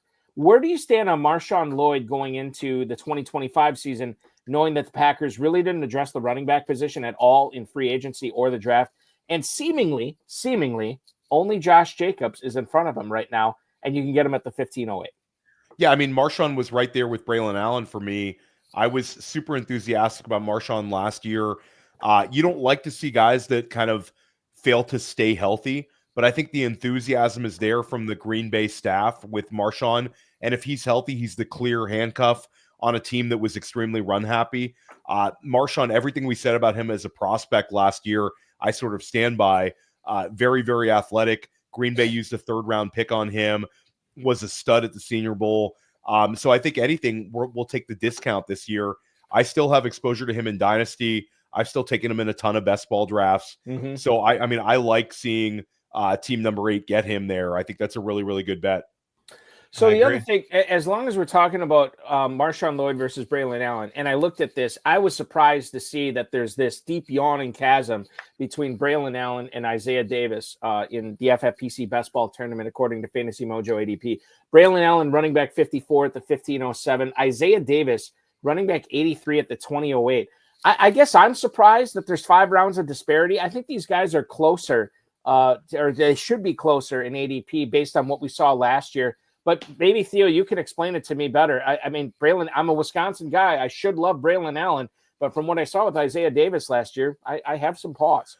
I think it's interesting. I think that Braylon Allen could have a role. But I think that if Breece Hall were to go down, Davis could be a guy that would absorb a lot of the pass catching. I do think that they want to get touches for all 3 backs. I do think it's going to be Breece Hall leading the charge. And again, Allen sort of in his sort of bruiser role, sort of like almost like an AJ Dillon type role, I think will be there. But Davis is talented. I think Davis is way more of a like for like replacement for Breece Hall if Breece Hall were to go down. So I've taken some chances on Davis as well. But I think from a best ball perspective, I think even if Allen stays healthy, even if Breece Hall stays healthy, I think Allen's going to have a few usable weeks like he did last year. Then you factor in the rushing quarterback, Justin Fields, what he's going to open up for them sort of with the RPOs and the improved offensive line situation in New York. They get Armand Membu. I just think Braylon Allen, he's fine. And getting him here in like round the 14-15 turn, if he gives me a couple of usable weeks on a team that's pretty weak at running back and looking to catch up, I think I'll take that. So I think in theory, I'm Allen ahead of Davis, and I think that's correct. But I think Davis is also a guy that you want to have him some exposure to in like a huge field tournament like this. I want to talk about Terp with Breece Hall in a little bit. But let me ask you this, Theo, because we haven't talked about fantasy points enough on the show tonight. Do you have a set schedule for School of Scott, for Fantasy Football Daily, for Dynasty Life? And is Dynasty Life a year-round show with fantasy points? I would wish it's kind of like when you're dealing with guests and all that sort of thing. It's not necessarily set. School of Scott catering to them. Yeah. School of Scott usually drops on Wednesdays. So if you subscribe to the podcast, you usually get that on a Wednesday. Fantasy Football Daily is oftentimes like that's dropping. We're dropping like 3 episodes a week, and Dynasty Life usually drops on the weekends. They're all on their own separate feeds. So some of the people who were following me at Player Profiler, you get like all my podcasts on one feed. Fantasy Points, we sort of chop it up. And then the Fantasy Points YouTube, a lot of my stuff has been dropping over there as well. So really appreciate people subscribing to the pods, to the individual feeds. And for like the high stakes drafters, like that's sort of how I got my start. It was a lot of high stakes content. I'm in these big drafts. I'm in Vegas. So a big shout out to the high stakes audience. That was always sort of like my goal was to cater all my content to like the high stakes crowd. And it just sort of expanded into traditional home league players. So, but when it comes down to it, big shout out to the players with a lot of skin in the game, taking big chances in drafts like this. And I think there's a lot of stuff we have over at Fantasy Points that can help these drafters. We have a lot of FFPC content, FFPC projections. All the data at Fantasy Points is second to none. I'll take it over any of the other data sites out there. It's absolutely fantastic. So I hope to see a lot of you guys checking out our content this year. Yeah, I think Fantasy Points is, we've known this since the start. And the crew that you got there too, Theo, not only you, but Joe Dolan and John Hansen and Scott Barrett, obviously. We talked about Chris Weck, Ryan Heath. Ryan Heath, thank you. Ryan Heath, who is the guru as far as like projections. I should say the guru because John Hanson's there as well. But I mean, that it's an all-star team. It's a really, really well put together, easy to navigate website. And you guys are doing a great job there. You just did a great job here in the 16th round. Woody Marks to back up Joe Mixon, my friend. A little bit of stack cuffing that one, and then I'm going to dedicate this next pick to Dave Terpoilli right here. I'm going to get some correlation. I'm going to force the correlation in there. I'm going to get Terrence Ferguson. So now I'm not dead in the correlation department with You're Ferguson. not dead. You can always double tap Tyler Higbee if you want to get crazy, or I could go nuts and really, really, really lean into it. So yeah, I like the Woody Marks pick, but I think Woody Marks is good, and he also catches a lot of passes. So this is a little bit of a handcuff, or if you want to shout out to Billy Muzio and Dave Hubbard, stack cuff. Stack cuff, exactly, for best ball for sure. Team 11 is dancing with the devil. Okay, like, so just Mahomes, no other quarterback. Yeah. So that's naked Mahomes. That's Daniel Osorio's team. Daniel Osorio, a longtime FFPC main event veteran. 100%. He's done very, very well. But yeah, dancing with the devil, I think, is putting it lightly. We have 27 quarterbacks off the board, and he's got one of those 27. There's only 32 starting quarterbacks in the NFL. Theo, when you look at that, as Terp has pointed out, is there an edge to be gained by taking a chance on quarterback here at this point in the draft, where maybe you're like, okay, I'll just get the scraps and the leftovers, but all these other positions I've pounded. I have 4 tight ends on this team. I'm pretty deep at receiver and running back here. Is there an edge to be gained in a format like this where you do take a chance at quarterback like this? Well, like you said, it's a badged FFPC player who probably does a bunch of these, and he probably said to himself, you know what, you guys can have the quarterbacks. This is going to be my single QB build. Potentially, does he add Patrick Mahomes like a backup? I don't know. Like, I don't love it, Terp, but I think that if you're having a bunch of tickets into this type of it's not even just Patrick Mahomes, it's naked Patrick Mahomes. Naked Patrick. I'm saying naked Patrick Mahomes. If you're betting on Patrick Mahomes, you would think you would have Hollywood Brown at the very least, maybe. Like, I mean, some part of that offense to go with it. It's just, yeah, I didn't notice that one. I get the thought process, but no Xavier Worthy, no Rashee Rice. You know, you're clearly making the bet on Patrick Mahomes, but you're betting on him by himself. Like, I don't see how it gets you to that ceiling that you need to get to win these things. Yeah, if you would have just gone with Worthy instead of McLaurin there, this team would have looked a lot better. Would have been way different. You know, I still wouldn't personally do it, but it would be way different because you're making that bet on, you know, Worthy having that Super Bowl, you know, that he had against the Eagles, no matter when. And then Mahomes having, you know, a career year and getting back to the Patrick Mahomes that we all love in fantasy football. But just taking him by himself, I don't know, it's not for me. Theo, can I be done at running back here is my question here, Terp. I think Mixon, Caleb Johnson, Scattaboo, Ray Davis, Braylon Allen, Woody Marks. I think you probably need one more, but the room got to be ugly. It's super, super, super ugly. There's a couple names I have in my queue. Yeah, it's super ugly, Terp. Yeah, but Theo, when you talk about ugly names at running back, I mean, like those a lot of times those ugly names can end up fairly pretty by the end of the season, and I don't think you can say that about wide receiver, and I definitely can't say it about quarterback, and you definitely can't say it about tight end. So I think if you were to add one more running back on here, yeah, it might not look great for June 5th, but it might look really good December 5th. Yeah, I think I'm pretty much done at tight end. There's no reason to force another tight end here. Nope.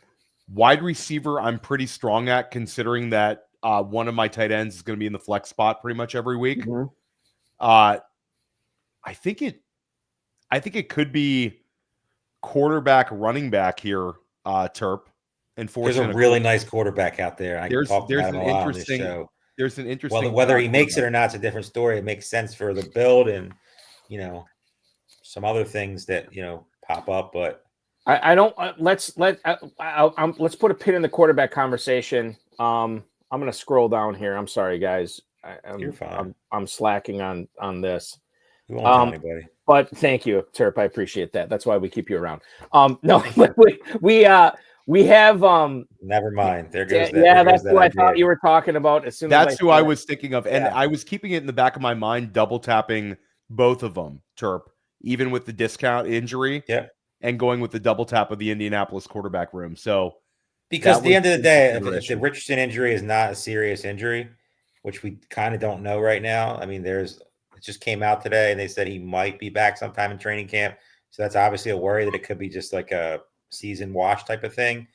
But you still can paint the picture of Anthony Richardson still getting a chance because Daniel Jones is not good. So Sean Green was already commenting on this. He was the one who said dimes to downs earlier, which would have made a lot of Super Bowl $300,000 connection. Could have been your team name for this, Theo, but that is all for naught. I wanted to ask you this after the Ferguson pick at 1702. Had you not drafted Matthew Stafford at 1502, would Ferguson have been the pick there, knowing you already had Bowers and Kittle? I think Ferguson's still an interesting upside tight end pick for late in drafts, regardless of who you have at your quarterback. But certainly, I pushed him up a little bit when I made the Stafford selection. So, yeah, I think that he's very, very talented, and they really like him as a team. They said they would have considered taking him inside of the first round. So, I'm one pick away though here, guys. I'm kind of you're on the next pick should be very easy for you. It's not pretty. Well, hold on, Theo. Do you see that the same way? Is this next pick easy? Is the next pick Anthony Richardson here, Terp? Is that what you're implying? No. Mm-hmm. Unless I missed the player being drafted. No, it's the same position though. 31 quarterbacks off the board right now. Is this? It's an ugly situation, but it's a clear-cut starter. You're talking about Tyler Shuck? Malik Willis. He's talking Tyler Shuck here. I think I could push Tyler Shuck around here, Terp. You probably could. I don't think Team 1's taking him, but I think for me, this pick is probably Estime as a running back. I think that's one of the running backs that I had in mind. Yeah, so I'm going to go. If Dobbins doesn't come to town, it makes too much sense. I like Estime here, and then I also think that I could lean into a little bit of Indianapolis correlation. I kind of like Adonai Mitchell a little bit here. There's also Dontavian Wicks. Mm-hmm. There's a number of ways I could go here. I think Estime, because he's the last draftable. Makes a ton of sense. I don't like the player. I think he's a stiff. I said it last year. I'm going to take Estime. I think he's very good, but it makes the 19th round coming around. The Wicks with Love, and if he just hits your lineup a couple times, it's a win. Yeah, I think I lean into Wicks, and then if a quarterback's there in round 20, I can lean into it. Yeah.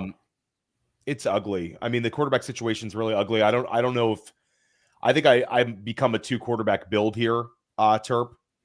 I think you got to take a third one. I think that's so fascinating. We were just talking about whether this would be a 4 quarterback build, and now we're like, I don't think you can do it. I'm not saying they're not ugly, but I think that at this point, I mean, there's really nobody left you could pair with the Saints guy, but I think Anthony Richardson's interesting though, because he is interesting. He is, but you also could have a dead roster spot in just real quick before you make this pick.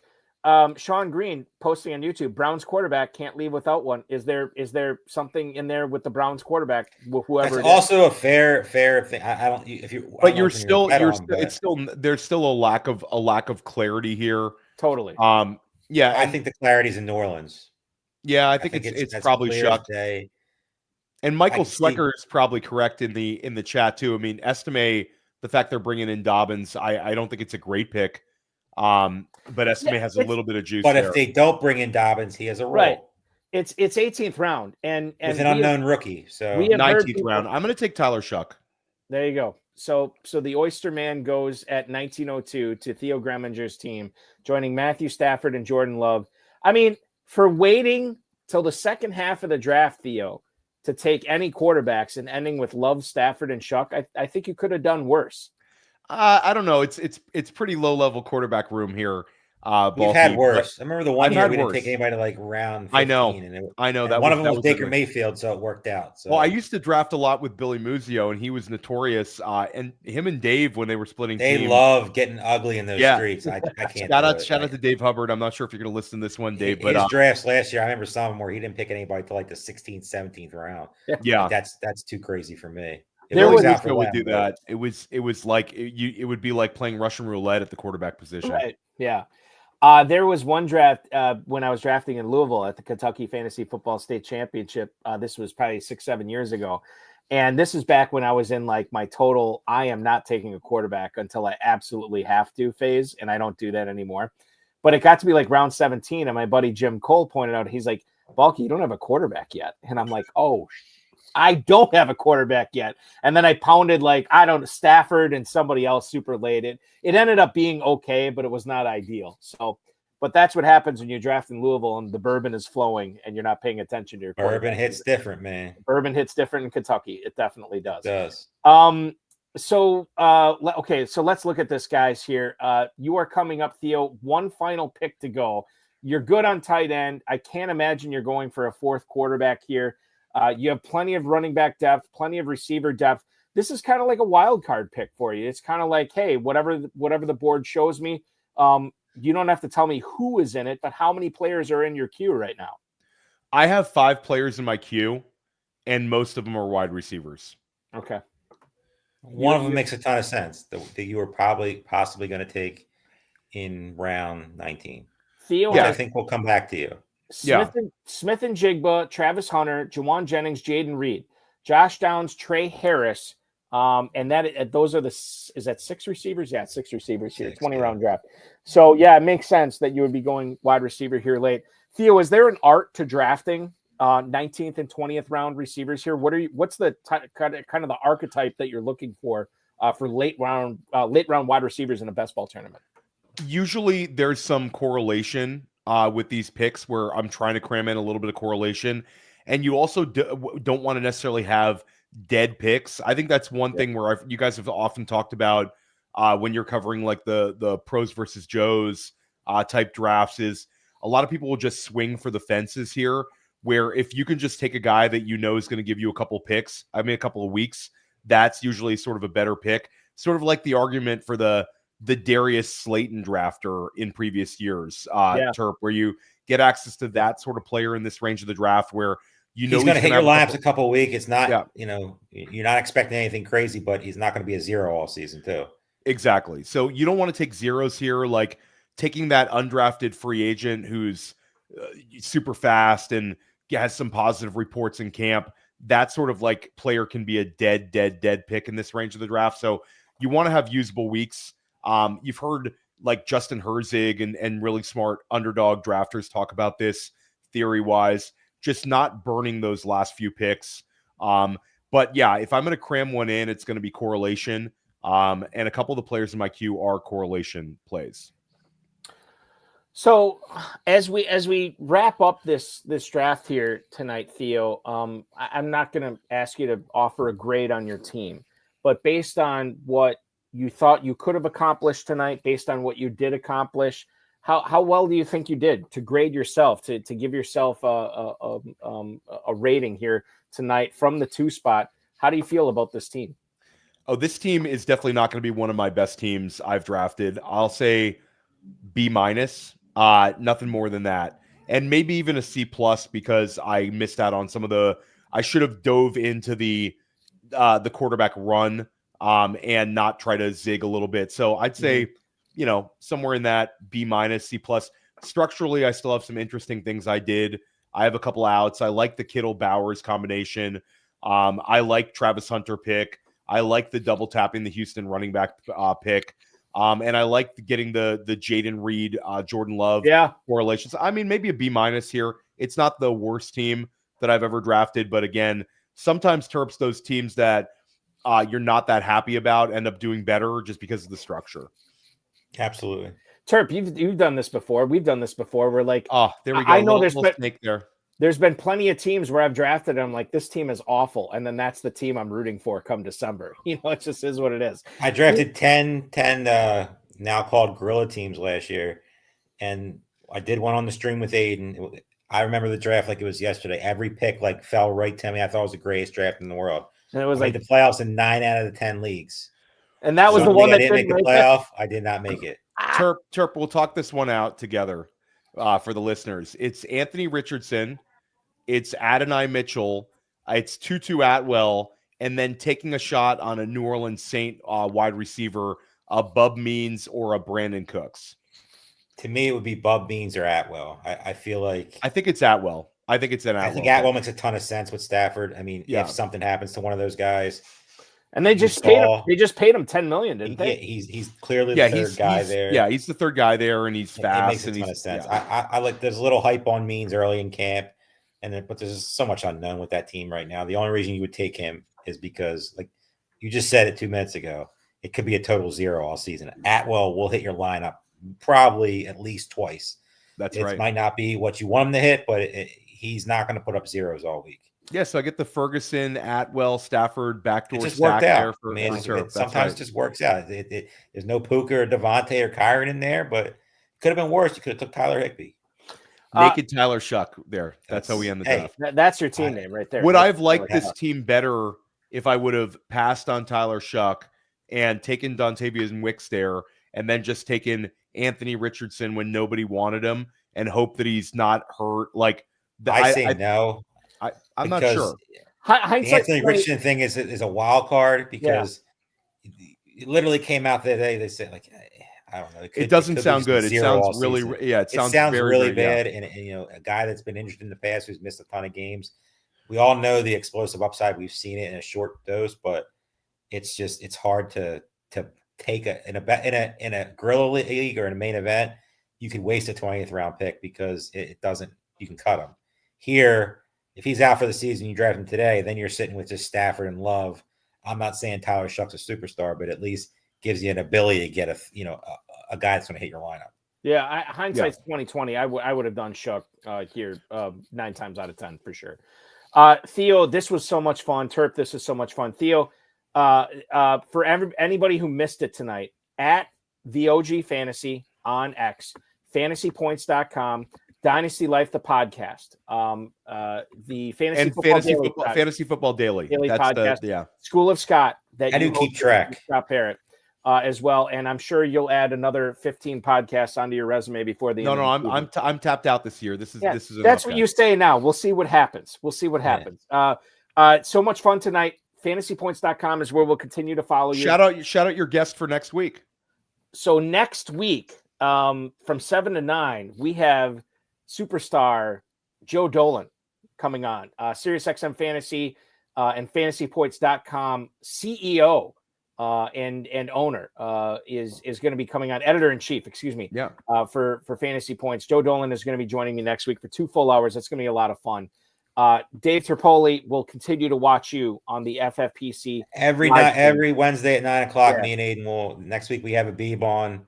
We have some real good guests coming up. We're getting the July schedule out there. Theo, make sure you leave one open for us. When are we splitting one, Terp? When are we splitting the team? Usually I'm a little later in the game when it comes to the best ball splits. I think a little early is when you guys split one. Let me know because we can definitely cover. Yeah, we'll come back. Probably a little later in the season, maybe like in July sometime. We'll figure it out. Sounds good to me, guys. The FFPC Big Gorilla Tournament, the FFPC Main Event, the Best Ball and Superflex Tournaments, all on at myffpc.com, including Dynasty Startups at myffpc.com. Before we go tonight, and I know we're going a little bit long, and I didn't tell you guys we're going to do this, but something I found out during the show tonight, which really caught me off guard.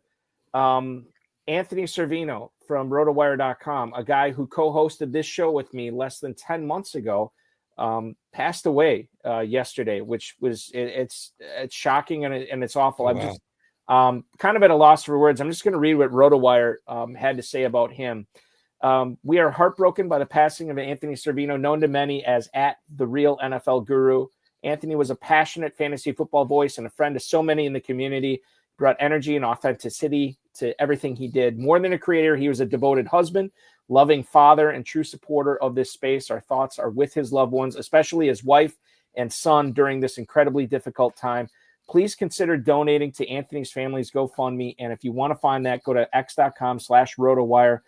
It is a pinned tweet on there. You can click on there and donate. Anthony Servino, just like I said, just did a show with him less than 10 months ago, and he's gone. So hug your loved ones, hug your family, tell them you love them, because you never know when your time's up. And Anthony Servino, rest in peace to you, my friend. Truly an awesome guy in the industry. It seemed like yesterday I was just watching him and Jim Coventry in their I just had Jim on, and Anthony was always like a super positive dude. Always would interact in a positive way. It's terrible. It's awful. Yeah. And you can help out the situation. The GoFundMe is at RotoWire, x.com/RotoWire. I hate to end on this note, but RIP Anthony Servino. Let's celebrate him and do really good work this year in honor of him.